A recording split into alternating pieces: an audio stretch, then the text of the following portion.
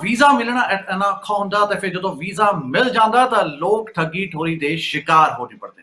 ਜੀ ਹਾਂ, ਮੈਂ ਹਾਂ ਭੁਲਿੰਦਰ ਸਿੰਘ ਵਰਮਾਨੀ ਔਰ ਅੱਜ ਮੇਰੇ ਨਾਲ ਖਾਸ ਤੌਰ ਤੇ ਵੀਜ਼ਾ ਸੰਬੰਧੀ ਜਾਣਕਾਰੀ ਦੇਣ ਦੇ ਲਈ ਲੋਕ ਜਿਹੜੇ ਨੇ ਮੌਜੂਦ ਹੋਣਗੇ ਅਤੇ ਫਿਰ ਅਸੀਂ ਅੱਜ ਗੱਲ ਕਰਾਂਗੇ ਵੀਜ਼ਾ ਤੋਂ ਮਿਲ ਜਾਂਦਾ ਪਰ ਉਸ ਤੋਂ ਬਾਅਦ ਜਿਹੜੀਆਂ ਮੁਸ਼ਕਲਾਂ ਸਾਹਮਣੇ ਆਉਂਦੀਆਂ ਨੇ ਉਸ ਬਾਰੇ ਅਸੀਂ ਅੱਜ ਚਰਚਾ ਕਰਾਂਗੇ, ਨਜ਼ਰੀਆ ਜਾਣਾਂਗੇ।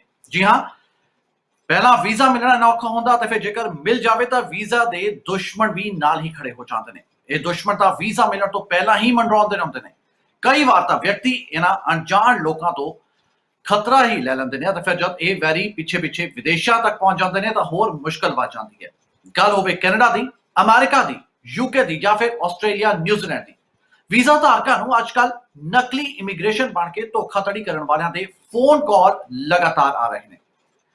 ਇਹਨਾਂ ਨਕਲੀ ਫੋਨ ਕਾਲ ਕਰਨ ਵਾਲੇ ਲੋਕ ਕਹਿੰਦੇ ਨੇ ਕਿ ਤੁਹਾਨੂੰ ਮੋਟੀ ਫੀਸ ਅਦਾ ਕਰਨੀ ਪਏਗੀ ਕਿਉਂਕਿ ਤੁਸੀਂ ਜਦੋਂ ਵਿਦੇਸ਼ਾਂ ਵਿੱਚ ਆਏ ਸੀ ਤਾਂ ਅਰਾਈਵਲ ਕਾਰਡ ਤੇ ਕੁਝ ਗਲਤ ਭਰ ਦਿੱਤਾ ਸੀ। ਇਸ ਤੋਂ ਇਲਾਵਾ ਕਈ ਵਾਰ ਪੁਲਿਸ ਚੈੱਕ ਦੇ ਵੀ ਫੇਲ ਪਾਏ ਜਾਣ ਦਾ ਡਰਾਮਾ ਕਰਕੇ ਉਹਨਾਂ ਨੂੰ ਡਰਾਇਆ ਜਾਂਦਾ, ਧਮਕਾਇਆ ਜਾਂਦਾ। ਉਹਨਾਂ ਦੀ ਮੰਗ ਹੁੰਦੀ ਹੈ, ਜੀ ਹਾਂ, ਫਰਜ਼ੀ ਲੋਕਾਂ ਦੀ ਮੰਗ ਹੁੰਦੀ ਹੈ ਕਿ ਬਣਦਾ ਜੁਰਮਾਨਾ ਦਿੱਤਾ ਜਾਏ ਜਾਂ ਫਿਰ ਫੀਸ ਜਮ੍ਹਾਂ ਕਰਵਾਈ ਜਾਏ, ਨਹੀਂ ਤਾਂ ਫਿਰ ਵੀਜ਼ਾ ਤੁਹਾਡਾ ਕੈਂਸਲ ਹੋ ਸਕਦਾ, ਵੀਜ਼ਾ ਰੱਦ ਹੋ ਸਕਦਾ ਹੈ, ਵਾਪਸ ਤੁਹਾਡੇ ਦੇਸ਼ ਤੁਹਾਨੂੰ ਭੇਜਣ ਦੀ ਧਮਕੀ ਵੀ ਦਿੱਤੀ ਜਾ ਸਕਦੀ ਹੈ। ਇਹ ਧੋਖੇਬਾਜ਼ ਇੱਕ ਖਾਸ ਟੈਕਨੋਲੋਜੀ, ਜੀ ਹਾਂ, ਕਾਲਰ ਆਈਡੀ ਸਪੂਫਿੰਗ ਦਾ ਇਸਤੇਮਾਲ ਕਰਦੇ ਨੇ, ਜਿਸ ਰਾਹੀਂ ਕਾਲ ਕਰਨ ਵਾਲੇ ਅਸਲ ਨੰਬਰ ਦੀ ਥਾਂ ਕੋਈ ਵੀ ਨੰਬਰ ਦੂਜੇ ਫੋਨ ਤੇ ਦਰਸਾਇਆ ਜਾ ਸਕਦਾ ਹੈ। ਇਹ ਸਰਵਿਸ ਸਾਲ 2004 ਦੇ ਵਿੱਚ ਲਗਭਗ ਸ਼ੁਰੂ ਕੀਤੀ ਗਈ ਸੀ ਅਤੇ ਫਿਰ ਇਸ ਤੋਂ ਬਾਅਦ ਬਹੁਤ ਸਾਰੇ ਦੇਸ਼ਾਂ ਦੇ ਵਿੱਚ ਇਸ ਤੇ ਰੋਕ ਵੀ ਲਗਾ ਦਿੱਤੀ ਗਈ ਸੀ। ਇੱਥੇ ਹੀ ਬਸ ਨਹੀਂ, ਬਲਕਿ ਇਹ ਧੋਖੇਬਾਜ਼ ਲੋਕ ਵੱਖ-ਵੱਖ ਮਨੀ ਟ੍ਰਾਂਸਫਰ ਕੰਪਨੀਆਂ ਰਾਹੀਂ ਪੈਸੇ ਦੀ ਮੰਗ ਕਰਦੇ ਵਿਖਾਈ ਦਿੰਦੇ ਨੇ। ਕਾਲ ਕਰਨ ਵਾਲੇ ਤੁਹਾਡਾ ਨਾਂ ਅਤੇ ਜਨਮ ਤਾਰੀਖ ਆਦਿ ਸਭ ਕੁਝ ਜਾਣਦੇ ਨੇ। ਜੀ ਹਾਂ, ਤੁਹਾਡੀ ਪੂਰੀ ਡਿਟੇਲ ਉਹਨਾਂ ਕੋਲ ਪਹਿਲਾਂ ਹੀ ਮੌਜੂਦ ਹੁੰਦੀ ਹੈ। ਪਰ ਇਹ ਸਭ ਫਰਜ਼ੀ ਵਾਲਾ ਕਿਸ ਤਰ੍ਹਾਂ ਚਲਾਇਆ ਜਾਂਦਾ ਹੈ? ਕੌਣ ਹੁੰਦੇ ਨੇ ਇਹ ਫਰਜ਼ੀ ਵਾਲਾ ਕਰਨ ਵਾਲੇ ਲੋਕ? ਕੀ ਇਹਨਾਂ ਨੂੰ ਫੜਨਾ ਸਾਈਬਰ ਸੈੱਲ ਲਈ ਸੌਖਾ ਹੈ ਜਾਂ ਨਹੀਂ? ਕਿਸ ਤਰ੍ਹਾਂ ਇਹਨਾਂ ਫਰਜ਼ੀ ਫੋਨ ਕਾਲ ਤੋਂ ਬਚਿਆ ਜਾ ਸਕਦਾ ਹੈ? ਇਹਨਾਂ ਸਭ ਸਵਾਲਾਂ ਦਾ ਜਵਾਬ ਦੇਣ ਦੇ ਲਈ ਮੇਰੇ ਨਾਲ ਅੱਜ ਮੌਜੂਦ ਨੇ ਤਿੰਨ ਖਾਸ ਮਹਿਮਾਨ। ਸਭ ਤੋਂ ਪਹਿਲਾਂ ਇੱਕ ਕਰਕੇ ਉਹਨਾਂ ਦਾ ਤਾਰੂ ਤੁਹਾਡੇ ਨਾਲ ਕਰਵਾਉਣਾ। ਦਿੱਲੀ ਤੋਂ ਮੇਰੇ ਨਾਲ ਜੁੜੇ ਹੋਏ ਨੇ ਹਰਪ੍ਰੀਤ ਸਿੰਘ ਜੀ, ਜੋ ਕਿ ਸਾਈਬਰ ਐਕਸਪਰਟ ਨੇ। ਇਸ ਤੋਂ ਇਲਾਵਾ ਪਟਿਆਲਾ ਗਲੋਬਲ ਅਲਾਇੰਸ ਦੇ CEO ਰਜਤ ਕਪੂਰ ਵੀ ਸਾਡੇ ਨਾਲ ਜੁੜੇ ਹੋਏ ਨੇ, ਜੋ ਕਿ ਇਮੀਗ੍ਰੇਸ਼ਨ ਐਕਸਪਰਟ ਵੀ ਨੇ। ਜਦਕਿ ਇਸੇ ਵਿਸ਼ੇ ਤੇ ਕਾਨੂੰਨੀ ਸਲਾਹ ਦੇਣ ਦੇ ਲਈ ਸਾਡੇ ਨਾਲ ਜੁੜੇ ਹੋਏ ਨੇ ਚੰਡੀਗੜ੍ਹ ਤੋਂ ਪੰਜਾਬ ਅਤੇ ਹਰਿਆਣਾ ਹਾਈ ਕੋਰਟ ਦੇ ਸੀਨੀਅਰ ਵਕੀਲ ਅਤੇ ਲੀਗਲ ਐਕਸਪਰਟ ਗੁਰਦੀਪਿੰਦਰ ਸਿੰਘ ਢਿੱਲੋਂ।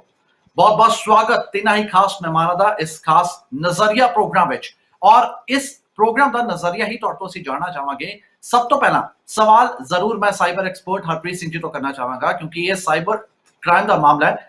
ਸੋ ਹਰਪ੍ਰੀਤ ਜੀ, ਆਖਰ ਇਹ ਫਰਜ਼ੀ ਫੋਨ ਕਾਲ ਦੀ ਪੂਰੀ ਖੇਡ ਕਿਸ ਤਰ੍ਹਾਂ ਖੇਡੀ ਜਾਂਦੀ ਹੈ ਤੇ ਫਿਰ ਇਹ ਕੌਣ ਫਰਜ਼ੀ ਲੋਕ ਹੁੰਦੇ ਨੇ? ਸਭ ਤੋਂ ਪਹਿਲਾਂ ਤਾਂ ਤੁਹਾਡੇ ਤੋਂ ਇਹੀ ਅਸੀਂ ਜਾਣਨਾ ਚਾਹਾਂਗੇ। ਦੱਸੋ, ਪਹਿਲਾਂ ਆ ਜਿਹੜਾ ਸਾਰਾ ਸਿਸਟਮ ਹੋ ਰਿਹਾ ਹੈ ਇਹਦੇ ਵਾਸਤੇ ਆਪਾਂ ਨੂੰ ਸਭ ਤੋਂ ਪਹਿਲਾਂ ਇਹ ਸਮਝਣ ਦੀ ਲੋੜ ਹੈ ਕਿ ਇਹਦੇ ਪਿੱਛੇ ਪਰਪਸ ਕੀ ਹੈ, ਠੀਕ ਹੈ, ਔਰ ਇਹ ਕਿਉਂ ਕਰ ਰਹੇ ਨੇ ਔਰ ਕਿਸ ਤਰ੍ਹਾਂ ਬੰਦੇ ਫਸ ਰਹੇ ਨੇ। ਤਾਂ ਉਹਦੇ ਵਿੱਚ ਸਭ ਤੋਂ ਜਿਹੜੀ ਇੰਪੋਰਟੈਂਟ ਗੱਲ ਹੈ ਈਜ਼ੀ ਮਨੀ, ਠੀਕ ਹੈ। ਜਿਹੜੇ ਕ੍ਰਿਮੀਨਲਸ ਨੇ ਇਹਨਾਂ ਦੇ ਵਾਸਤੇ ਬਹੁਤ ਈਜ਼ੀ ਮਨੀ ਹੈ, ਠੀਕ ਹੈ। ਔਰ ਇਹ ਕਿਸ ਚੀਜ਼ ਦਾ ਫਾਇਦਾ ਉਠਾ ਰਹੇ ਨੇ? ਉਹ ਹੈਗਾ ਫੀਅਰ, ਕਿ ਜਿਹੜੀ ਜਿਨ੍ਹਾਂ ਨੂੰ ਕਾਲ ਜਾਂਦੀਆਂ ਨੇ ਉਹਨਾਂ ਨੂੰ ਕਿਸੇ ਨਾ ਕਿਸੇ ਟਾਈਪ ਦਾ ਫੀਅਰ ਹੈਗਾ, ਉਹ ਫੀਅਰ ਦਾ ਫਾਇਦਾ ਉਠਾ ਕੇ, ਠੀਕ ਹੈ, ਉਹ ਬੰਦਿਆਂ ਨੂੰ ਟਰੈਪ ਕਰ ਲੈਂਦੇ ਨੇ। ਹੁਣ ਮੈਂ ਤੁਹਾਨੂੰ ਇਹਦਾ ਜਿਹੜਾ ਮੋਡਸ ਆਪਰੈਂਡੀ ਹੈਗਾ, ਇਹਨੇ ਬੜੇ ਅੱਡ-ਅੱਡ ਤਰ੍ਹਾਂ ਦੇ ਮੋਡਸ ਆਪਰੈਂਡੀਜ਼ ਅੱਜ ਕੱਲ੍ਹ ਯੂਜ਼ ਹੋ ਰਹੇ ਨੇ ਤੇ ਈਵਨ ਇੱਥੇ ਕ੍ਰਿਮੀਨਲ ਜਿਹੜੇ ਫੜੇ ਗਏ ਨੇ, ਠੀਕ ਹੈ, ਮੈਂ ਕੁਛ ਇੱਕ ਦੋ ਤਿੰਨ ਚਾਰ ਮੋਡਸ ਆਪਰੈਂਡੀ ਫੋਲੋ ਹੋ ਰਹੇ ਨੇ, ਉਹਨਾਂ ਵਿੱਚ ਮੈਂ ਥੋੜਾ ਜਿਹਾ ਵਿਆਖਿਆ ਕਰਨ ਦੀ ਕੋਸ਼ਿਸ਼ ਕਰੂੰਗਾ। ਸੋ ਪਹਿਲਾ ਹੈਗਾ ਇੱਕ ਨਾ ਰੋਬੋ ਕਾਲ ਹੁੰਦੀ ਹੈ। ਰੋਬੋ ਕਾਲ ਮਤਲਬ ਰੋਬੋਟਿਕ ਕਾਲ, ਜਾਂ ਜਿਹਨੂੰ ਆਪਾਂ IVR ਵੀ ਕਹਿ ਦਿੰਦੇ ਆਂਗੇ, that is interactive voice response, ਠੀਕ ਹੈ। ਜਿਵੇਂ ਤੁਹਾਡੇ ਕੋਲ ਏਅਰਟੈਲ ਜਾਂ ਵੋਡਾਫੋਨ ਤੋਂ ਕਈ ਵਾਰ ਕਾਲਸ ਆਉਂਦੀਆਂ ਨੇ ਕਿ ਤੁਹਾਡਾ ਕਨੈਕਸ਼ਨ ਦਾ ਬਿੱਲ ਪੈਂਡਿੰਗ ਹੈ ਜਾਂ ਕੁਛ ਹੈ, ਤੁਹਾਨੂੰ ਲੱਗਦਾ ਕਿ ਅੱਛਾ ਜੀ ਏਅਰਟੈਲ ਵਾਲੇ ਕਾਲ ਕਰ ਰਹੇ ਨੇ ਐਂਡ ਤੁਸੀਂ ਉਸ ਤੇ ਯਕੀਨ ਕਰਦੇ ਹੋ, ਠੀਕ ਹੈ। ਤੇ ਇਹ ਜਿਹੜੀ ਰੋਬੋ ਕਾਲਸ ਨੇ, ਇਹ ਜਿਹੜੇ ਕ੍ਰਿਮੀਨਲਸ ਨੇ ਜਾਂ ਜਿੱਥੇ ਕਾਲ ਸੈਂਟਰ ਜਿਨ੍ਹਾਂ ਨੇ ਖੋਲੇ ਹੋਏ ਨੇ, ਇਹ ਜਨਰੇਟ ਕਰਦੇ ਨੇ ਤੇ ਇਹਨਾਂ ਦੇ ਕੋਲੇ ਜਿਨ੍ਹਾਂ ਨੂੰ ਕਾਲ ਕਰਦੇ ਨੇ ਉਹਨਾਂ ਦਾ ਪੂਰਾ ਡਾਟਾ ਉਹਨਾਂ ਦੇ ਕੋਲੇ ਹੁੰਦਾ ਹੈਗਾ। ਹੁਣ ਜਿਸ ਤਰ੍ਹਾਂ ਆਪਾਂ USA ਦੀ ਗੱਲ ਕਰੀਏ, ਉੱਥੇ ਇੱਕ ਬੜਾ ਇੰਪੋਰਟੈਂਟ, ਜਿਵੇਂ ਆਪਣੇ ਆਧਾਰ ਕਾਰਡ ਇੱਥੇ ਅੱਜ ਕੱਲ੍ਹ ਸਟਾਰਟ ਹੋ ਗਿਆ ਹੈਗਾ, ਆਧਾਰ ID ਹੁੰਦਾ ਹੈਗਾ, ਤੇ US ਵਿੱਚ ਹਰ ਬੰਦੇ ਦਾ ਪਰਸਨਲ ਇੱਕ SSN ਨੰਬਰ ਹੁੰਦਾ ਹੈ, that is social security number, ਠੀਕ ਹੈ। ਤੇ ਇਸੇ ਤਰ੍ਹਾਂ ਕੈਨੇਡਾ ਦੇ ਵਿੱਚ ਹੈਗਾ ਸੋਸ਼ਲ ਇੰਸ਼ੋਰੈਂਸ ਨੰਬਰ ਵਿਚ is again very important one. So ਇਹ ਜਿਹੜੇ ਕ੍ਰਿਮੀਨਲਸ ਨੇ ਇਹਨਾਂ ਦੇ ਕੋਲੇ SSN ਤੇ SIN ਹੁੰਦੇ ਨੇ ਤੇ ਰੋਬੋ ਕਾਲ ਦੀ ਥਰੂ ਇਹ ਬੰਦੇ ਨੂੰ ਇੱਕ ਇਸ ਤਰ੍ਹਾਂ ਦਾ ਮੈਸੇਜ ਦੇ ਦਿੰਦੇ ਨੇ ਕਿ ਅਸੀਂ ਜੀ ਟੈਕਸ ਅਥਾਰਟੀ ਤੋਂ ਬੋਲ ਰਹੇ ਹਾਂ ਜਾਂ ਇਸ ਪਾਰਟਿਕੂਲਰ ਗਵਰਨਮੈਂਟ ਏਜੰਸੀ ਤੋਂ ਬੋਲ ਰਹੇ ਹਾਂ ਤੇ ਤੁਹਾਡੇ ਤੇ ਟੈਕਸ ਇਵੇਜਨ ਹੈਗਾ ਤੇ ਤੁਹਾਨੂੰ ਅਸੀਂ ਜੇਲ੍ਹ ਕਰਵਾ ਸਕਦੇ ਹਾਂਗੇ ਤੁਹਾਡੇ ਲਈ, ਮਤਲਬ ਕਿਸੇ ਨਾ ਕਿਸੇ ਤਰੀਕੇ ਨਾਲ ਕੋਈ ਤੁਹਾਡੀ ਇਲੀਗਲ ਐਕਟੀਵਿਟੀ ਹੈਗੀ ਹੈ ਔਰ ਉਹ ਬੰਦਾ ਡਰ ਜਾਂਦਾ ਹੈ। ਠੀਕ ਹੈ ਜੀ ਤੇ ਉਹਦੇ ਵਿੱਚ ਨਾਲ ਮੈਸੇਜ ਦੇ ਦਿੰਦੇ ਕਿ ਤੁਸੀਂ ਜੀ ਇਮੀਡੀਏਟਲੀ ਸਾਨੂੰ ਇਸ ਪਾਰਟਿਕੂਲਰ ਨੰਬਰ ਤੇ ਕਾਲ ਬੈਕ ਕਰੋ, ਨਹੀਂ ਤਾਂ ਤੁਹਾਨੂੰ ਜੀ ਅਸੀਂ ਅੱਗੇ ਜੇਲ੍ਹ ਭਜਵਾ ਦਾਂਗੇ। ਹੁਣ ਜਦੋਂ ਇੱਕ ਜੀ ਨਾਰਮਲ ਬੰਦੇ ਦੇ ਕੋਲ ਇਹੋ ਜਿਹਾ ਮੈਸੇਜ ਜਾਵੇ ਤਾਂ ਨਾਲ ਦੀ ਨਾਲ ਕਾਲ ਬੈਕ ਕਰੂਗਾ। ਠੀਕ ਹੈ, ਜਦੋਂ ਉਹਨੇ ਕਾਲ ਬੈਕ ਕੀਤਾ ਤਾਂ ਉਹ ਪਹਿਲਾਂ ਤਾਂ ਉਹਨੂੰ ਜਿਹੜਾ ਡਰ ਆ ਉਹਨੂੰ ਹੋਰ ਕਨਫਰਮ ਕਰ ਦਿੰਦੇ ਨੇ ਕਿ ਜੀ ਆਹ ਜਿਹੜਾ ਤੁਹਾਡਾ ਜਿਹੜੀ ਇਹ ਪ੍ਰੋਬਲਮ ਜਿਹੜੀ ਵੀ ਦੱਸੀ ਉਹਨਾਂ ਨੇ ਕਿ ਟੈਕਸ ਇਵੇਜਨ ਕੀਤਾ ਜਾਂ ਹੋਰ ਕੀਤਾ ਹੈ, ਤੇ ਅਲਟੀਮੇਟਲੀ ਇੱਕ ਉਹ ਸੈਟਲਮੈਂਟ ਆਫਰ ਦਿੰਦੇ ਨੇ ਕਿ ਆ ਜਿਹੜਾ ਅਸੀਂ ਤੁਹਾਨੂੰ ਸੈਟਲ ਕਰਦੇ ਹਾਂ ਤੁਹਾਡਾ ਕੇਸ, ਤੇ ਉਹ ਕਹੂਗਾ ਜੀ ਹਾਂਜੀ ਮੈਨੂੰ ਦੱਸੋ ਕਿੰਨੇ ਚ ਸੈਟਲ ਕਰਨਾ ਹੈਗਾ। ਉਹ ਇਮੀਡੀਏਟਲੀ ਉਹ ਕਹਿਣਗੇ ਜਾਂ ਤਾਂ ਜੀ ਤੁਸੀਂ ਬਿਟਕੋਇਨਸ ਦੇ ਥਰੂ ਜਾਂ ਵੈਸਟਰਨ ਯੂਨੀਅਨ ਦੇ ਥਰੂ ਜਾਂ ਕੋਈ ਇਹੋ ਜਿਹੇ ਮੋਡ ਦੇ ਥਰੂ ਜਿਹਦੇ ਥਰੂ ਬੰਦਾ ਟਰੇਸ ਨਾ ਹੋ ਸਕੇ, ਉੱਥੋਂ ਉਹ ਮਨੀ ਉਹ ਟ੍ਰਾਂਸਫਰ ਕਰਵਾ ਲੈਂਦੇ ਆਪਣੇ ਕੋਲੇ। ਸੋ ਇਹ ਇੱਕ ਮੋਡਸ ਓਪਰੈਂਡੀ ਹੈਗੀ ਹੈ ਜਿਹੜੀ ਬੜੀ ਕਾਮਨ ਹੈ। ਹੁਣ ਲੈਟਸ ਸੇ ਕੋਈ ਇਮੀਗ੍ਰੇਸ਼ਨ ਦੇ ਵਿੱਚ ਕੋਈ ਬੱਚਾ ਉੱਥੇ ਬਾਹਰ ਗਿਆ ਹੋਇਆ ਹੈਗਾ ਤੇ ਉੱਥੇ ਜਾ ਕੇ ਉਹਨੂੰ ਏਦਾਂ ਦਾ ਕਾਲ ਆਵੇ, ਉਹ ਇੱਕਦਮ ਡਰ ਜਾਊਗਾ ਕਿ ਵੀ ਮੇਰੇ ਤਾਂ ਇੰਨਾ ਪੈਸਾ ਫਟਾਫਟ ਮੈਂ ਦਵਾਂ, ਨਹੀਂ ਤਾਂ ਮੇਰਾ ਤਾਂ ਇੱਥੇ ਵੀਜ਼ਾ ਕੈਂਸਲ ਹੋ ਜਾਊਗਾ ਜਾਂ ਮੇਰੇ ਤੇ ਕੋਈ ਐਕਸ਼ਨ ਹੋ ਜਾਊਗਾ। ਠੀਕ ਹੈ, ਤਾਂ ਇੱਥੇ ਕਈ ਇਹੋ ਜਿਹੇ ਕਾਲ ਸੈਂਟਰ ਫੜੇ ਵੀ ਗਏ ਨੇ ਤੇ ਐਕਸ਼ਨਸ ਹੋ ਰਹੇ ਨੇ, ਪਰ ਇਹਦੇ ਵਾਸਤੇ ਹਲੇ ਬਹੁਤ ਕੁਝ ਕਰਨ ਦੀ ਲੋੜ ਹੈ। So this is one of the modus operandis. ਅਗਲਾ ਸਵਾਲ ਰਜਤ ਜੀ ਮੈਂ ਤੁਹਾਡੇ ਤੋਂ ਕਰਨਾ ਚਾਹਾਂਗਾ ਕਿ ਲੋਕਾਂ ਨੂੰ ਪਹਿਲਾਂ ਤਾਂ ਵੀਜ਼ਾ ਲੈਣ ਦੇ ਲਈ ਚੰਗੇ ਟਰੈਵਲ ਏਜੰਟਾਂ ਦੀ ਭਾਲ ਕਰਨੀ ਪੈਂਦੀ ਹੈ ਅਤੇ ਫਿਰ ਜਦੋਂ ਵੀਜ਼ਾ ਆ ਜਾਂਦਾ ਤਾਂ ਅਜਿਹੇ ਲੋਕ ਉਹਨਾਂ ਦੇ ਪਿੱਛੇ ਪੈ ਜਾਂਦੇ ਨੇ ਜੋ ਕਿ ਉਹਨਾਂ ਦੀ ਮਿਹਨਤ ਦੀ ਕਮਾਈ ਤੇ ਆਪਣੀ ਨਜ਼ਰ ਰੱਖਦੇ ਨੇ ਅਤੇ ਫਿਰ ਵੱਖ-ਵੱਖ ਝਾਂਸੇ ਦੇ ਕੇ ਉਹਨਾਂ ਨੂੰ ਡਰਾਇਆ ਜਾਂਦਾ ਹੈ, ਧਮਕਾਇਆ ਜਾਂਦਾ ਹੈ ਅਤੇ ਜੋ ਲੋਕ ਡਰ ਜਾਂਦੇ ਨੇ ਉਸ ਤੋਂ ਮੋਟੀ ਰਕਮ ਵੀ ਲੈ ਲਈ ਜਾਂਦੀ ਹੈ। ਤੁਸੀਂ ਕੀ ਕਹੋਗੇ ਇਹਨਾਂ ਫਰਜ਼ੀ ਫੋਨ ਕਾਲ ਕਰਨ ਵਾਲੇ ਲੋਕਾਂ ਬਾਰੇ? ਸਰ ਪਹਿਲੀ ਗੱਲ ਤਾਂ ਇਹ ਸਾਰਿਆਂ ਨੂੰ ਸਮਝ ਲੈਣਾ ਚਾਹੀਦਾ ਕਿ every form when filled is confidential. ਕੋਈ ਵੀ ਐਮਬੈਸੀ ਤੁਹਾਡੇ ਬਾਰੇ ਕਿਸੇ ਨੂੰ ਵੀ ਜਾਣਕਾਰੀ ਨਹੀਂ ਦੇਵੇਗਾ। ਜੇ ਕੋਈ ਕਹਿੰਦਾ ਹੈ ਕਿ ਸਾਨੂੰ ਤੁਹਾਡੇ ਬਾਰੇ ਇਹ ਇਨਫੋਰਮੇਸ਼ਨ ਪਤਾ ਹੈ, ਇਹ ਇਨਫੋਰਮੇਸ਼ਨ ਪਤਾ ਹੈ, ਤੇ ਪਹਿਲਾਂ ਤਾਂ ਆਪਣਾ ਇੱਕ ਦਿਮਾਗ 'ਚ ਧਿਆਨ ਰੱਖੋ ਕਿ ਤੁਸੀਂ ਕੋਈ ਵੀ ਇਲੀਗਲ ਕੰਮ ਨਹੀਂ ਕੀਤਾ ਹੈਗਾ। ਠੀਕ ਹੈ ਜੀ, ਜੇ ਉਹ ਫਿਰ ਵੀ ਕਹਿੰਦੇ ਆ ਵੀ ਜੀ ਅਸੀਂ ਇੱਥੋਂ ਬੋਲ ਰਹੇ ਹਾਂ, ਤੁਸੀਂ ਕਹੋ ਜੀ ਮੈਨੂੰ ਆਪਣੇ ਆਫਿਸ ਦੀ ਲੋਕੇਸ਼ਨ ਦੱਸੋ, ਮੈਂ ਤਾਂ ਉੱਥੇ ਹੀ ਆ ਕੇ ਮਿਲਾਂਗਾ। ਉਹਨਾਂ ਦਾ ਫੋਨ ਨੰਬਰ ਲਓ, ਕੋਈ ਲੈਂਡਲਾਈਨ ਨੰਬਰ ਲਓ, ਉਹ 'ਤੇ ਕਾਲ ਕਰੋ, ਕਹੋ ਜੇ ਅਗਰ ਮੈਂ ਇੰਡੀਆ ਬੈਠਾ ਹਾਂ, ਮੈਨੂੰ ਅੰਬੈਸੀ ਤੋਂ ਫੋਨ ਇੰਡੀਆ ਦੀ ਤੋਂ ਹੀ ਆਏਗਾ, ਉਹਨਾਂ ਨੂੰ ਫੋਨ ਨੰਬਰ ਲਓ ਤੇ ਆਪਣੇ ਲੋਕਲ ਪੁਲਿਸ ਵਾਲਿਆਂ ਨੂੰ ਕੰਟੈਕਟ ਕਰੋ। ਤੁਸੀਂ ਵੀ ਬਚੋਗੇ, ਉਹ ਵੀ ਬਚਣਗੇ, ਇਹਦੇ 'ਚ ਕੋਈ ਦਿੱਕਤ ਵਾਲੀ ਗੱਲ ਤਾਂ ਹੈ ਨਹੀਂ। ਵੈਸੇ ਹੀ ਮਨ 'ਚ ਜੇ ਤੁਹਾਡੇ ਕੋਈ ਚੋਰ ਹੈ ਉਹ ਅਲੱਗ ਗੱਲ ਹੈ। ਵੀਜ਼ਾ ਅਪਲਾਈ ਕਰਦੇ ਹੋਏ ਆਪਣੇ ਜੈਨੂਅਨ ਡਾਕੂਮੈਂਟ ਲਾਓ। ਵੀਜ਼ੇ ਵਾਲਿਆਂ ਨੇ ਤੁਹਾਡੇ ਟੈਕਸ ਨਾਲ ਕੋਈ ਲੈਣ ਦੇਣ ਨਹੀਂ ਹੈਗਾ। ਸੋਸ਼ਲ ਸਿਕਿਉਰਿਟੀ ਨੰਬਰ ਕੋਈ ਵੀ ਗਵਰਨਮੈਂਟ ਕਿਸੇ ਨੂੰ ਰਿਲੀਜ਼ ਨਹੀਂ ਕਰਦੀ ਹੈਗੀ। ਆਪਣੇ ਪੇਪਰ ਕਿਸੇ ਨੂੰ ਬੇਫਜ਼ੂਲ ਨਾ ਦਿਖਾਓ। ਕੰਸਲਟੈਂਟ ਅੱਛਾ ਚੂਜ਼ ਕਰੋ, ਰਾਈਟਫੁਲ ਇਨਫੋਰਮੇਸ਼ਨ ਦਿਓ ਤਾਂ ਤੁਹਾਨੂੰ ਕਿਵੇਂ ਦਿੱਕਤ ਆ ਜਾਏਗੀ? ਕੋਈ ਦਿੱਕਤ ਨਹੀਂ ਆਏਗੀ। ਯਾਨੀ ਕਿ ਜੇਕਰ ਉਹਨਾਂ ਦਾ ਵੀਜ਼ਾ ਦੀ ਸਟੈਂਪ ਲੱਗੀ ਹੋਈ ਹੈ ਤਾਂ ਤਾਂ ਹੀ ਲੱਗੀ ਹੋਈ ਹੈ ਜੇ ਉਹਨਾਂ ਦੇ ਪੇਪਰਸ ਪੂਰੇ ਸੀਗੇ ਔਰ ਉਹਨਾਂ ਦਾ ਪੂਰਾ ਜਿਹੜਾ ਸੀਗਾ ਬੈਕਗ੍ਰਾਉਂਡ ਸੀ ਕਲੀਅਰ ਸੀ, ਤਾਂ ਹੀ ਉਹਨਾਂ ਨੂੰ ਵੀਜ਼ਾ ਮਿਲਿਆ। ਜੀ ਸਰ, ਕਈ ਵਾਰੀ ਕੋਈ ਪ੍ਰੋਬਲਮ ਆ ਜਾਂਦੀ ਹੈ, ਐਮਬੈਸੀ ਤੋਂ ਕਾਲ ਆਉਂਦੀ ਹੈ ਤਾਂ ਉਹ ਉਹਨਾਂ ਨੂੰ ਬੁਲਾਉਂਦੇ ਆ ਕਿ ਸਾਡੇ ਚੰਡੀਗੜ੍ਹ ਆਫਿਸ ਆ ਕੇ ਮਿਲੋ ਜਾਂ ਦਿੱਲੀ ਹਾਈ ਕਮਿਸ਼ਨ 'ਚ ਆ ਕੇ ਮਿਲੋ, ਸਾਨੂੰ ਪ੍ਰੋਬਲਮ ਹੈ। ਉੱਥੇ ਜਾ ਕੇ ਉਹ ਤੁਹਾਨੂੰ ਇੰਟਰਵਿਊ ਲੈ ਕੇ ਸੌਟ ਆਊਟ ਕਰ ਦਿੰਦੇ ਆ। ਇਹ ਲੱਖਾਂ 'ਚ ਇੱਕ ਕੇਸ ਹੁੰਦਾ, ਬਟ ਤੁਹਾਨੂੰ ਕੋਈ ਉੱਥੇ ਡਰਨ ਦੀ ਜ਼ਰੂਰਤ ਨਹੀਂ ਹੁੰਦੀ। ਠੀਕ ਹੈ, ਗੁਰਦਪਿੰਦਰ ਸਿੰਘ ਢਿੱਲੋਂ ਸਾਹਿਬ ਤੁਹਾਡੇ ਤੋਂ ਜ਼ਰੂਰ ਜਾਣਨਾ ਚਾਹਾਂਗੇ ਕਿਉਂਕਿ ਤੁਸੀਂ ਵਕਾਲਤ ਦੇ ਐਕਸਪਰਟ ਵੀ ਹੋ ਔਰ ਸਾਈਬਰ ਕ੍ਰਾਈਮ ਦੀ ਜੇਕਰ ਇੱਥੇ ਹੁਣ ਅਸੀਂ ਗੱਲ ਕਰ ਰਹੇ ਹਾਂ ਤਾਂ ਜੋ ਲੋਕ ਆਪਣੇ ਪੈਸੇ ਇਹਨਾਂ ਫਰਜ਼ੀ ਫੋਨ ਕਾਲ ਕਰਨ ਵਾਲਿਆਂ ਦੇ ਝਾਂਸੇ ਵਿੱਚ ਜਾ ਕੇ ਜੋ ਗਵਾ ਬੈਠਦੇ ਨੇ, ਉਹਨਾਂ ਲਈ ਕੀ ਕੋਈ ਕਾਨੂੰਨ ਮਦਦ ਕਰ ਸਕਦਾ? ਕੀ ਉਹਨਾਂ ਦੇ ਪੈਸੇ ਵਾਪਸ ਆਉਣ ਦਾ ਕੋਈ ਚਾਂਸ ਹੈ? ਬਲਿੰਦਰ ਜੀ, ਇਹ ਬੇਸਿਕਲੀ ਤਾਂ ਜਿਹਨੂੰ ਆਪਾਂ ਕਹਿੰਦੇ ਹਾਂ this is another mode of phishing ਹੈਗਾ ਜੀ। ਡਿਸਓਨੈਸਟਲੀ ਜਿਹੜਾ ਆਪਾਂ ਹੈਗਾ by way of a cyber fraud ਆਪਾਂ ਇੱਕ ਜਿਹੜੇ ਹੈਗੇ ਕਿਸੇ ਦੇ ਪੈਸੇ ਠੱਗ ਲੈਂਦੇ ਆ, ਉਹ ਫਿਸ਼ਿੰਗ ਹੈਗਾ ਜੀ। ਜਿਹੜੀ ਸੈਕਸ਼ਨ 66 ਆਫ IT ਐਕਟ 2000 ਹੈਗਾ ਨਾ ਜੀ, ਉਹ ਸਪੈਸੀਫਿਕਲੀ ਫਿਸ਼ਿੰਗ ਵਾਸਤੇ ਹੀ ਹੈਗਾ। ਠੀਕ ਹੈ, ਹੁਣ ਜਿਵੇਂ ਹਰਪ੍ਰੀਤ ਜੀ ਦੱਸ ਰਹੇ ਸੀਗੇ ਜਿਹੜਾ ਇਹਨਾਂ ਕੋਲੇ ਡਾਟਾ ਅੱਜ ਕੱਲ ਜਿਹੜਾ ਹੈਗਾ ਡਾਟਾ ਦੀ ਸੇਲ ਹੁੰਦੀ ਹੈ ਤੇ ਮੋਰ ਓਵਰ ਇੱਕ ਤੁਸੀਂ ਕੁਝ ਸਾਲ ਪਹਿਲਾਂ ਦੇਖਿਆ ਹੋਣਾ, ਇੱਕ ਆਪਣੇ ਟ੍ਰਿਬਿਊਨ ਦੇ ਰਿਪੋਰਟਰ ਸੀਗੀ ਕੋਈ, some young girl, she had explained ਜੀ it to the government that we ਜਿਹੜਾ ਆਪਣਾ ਈਵਨ ਆਧਾਰ ਦਾ ਡੰਪ ਹੈਗਾ ਡਾਟਾ ਦਾ, ਉਹ ਵੀ ਹੈਕ ਕੀਤਾ ਜਾ ਸਕਦਾ, ਉਹ ਵੀ ਵਿਕਦਾ।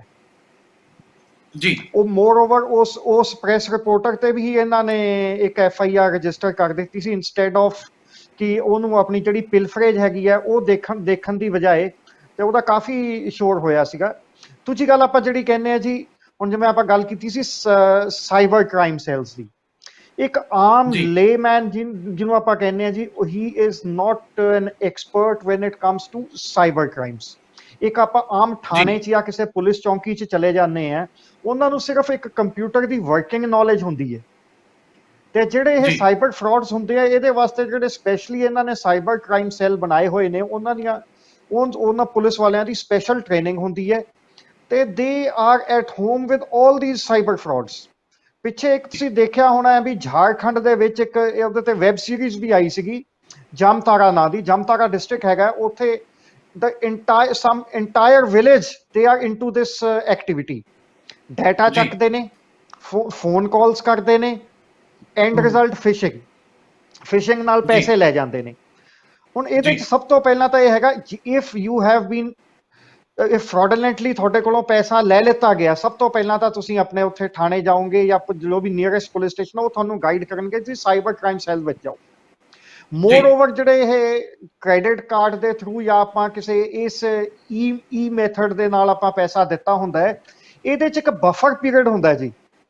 ਉਹਦੇ 'ਚ ਬਹੁਤ ਸਾਰੇ ਚਾਂਸਸ ਕਈ ਵਾਰ ਐਦਾਂ ਹੁੰਦੇ ਨੇ ਕਿ ਜਿਹੜੀ ਉਹ ਹੈਗੀ ਹੈ ਪੇਮੈਂਟ, ਤੁਸੀਂ ਆਪਣੇ ਬੈਂਕ ਨੂੰ ਕਹਿੰਦੇ ਹੋ, ਪੇਮੈਂਟ ਕਲੀਅਰ ਹੋਣ ਵਾਸਤੇ ਕੁਝ ਟਾਈਮ ਲੱਗਦਾ ਹੁੰਦਾ, and the bank helps you out, ਤੇ ਉਹ ਜਿਹੜੀ ਤੁਹਾਡੀ ਪੇਮੈਂਟ ਹੈਗੀ ਹੈ ਬੈਂਕ ਕਲੀਅਰ ਨਹੀਂ ਕਰਦਾ, ਤੇ ਤੁਹਾਡਾ ਬਚਾਅ ਹੋ ਜਾਂਦਾ ਹੈ।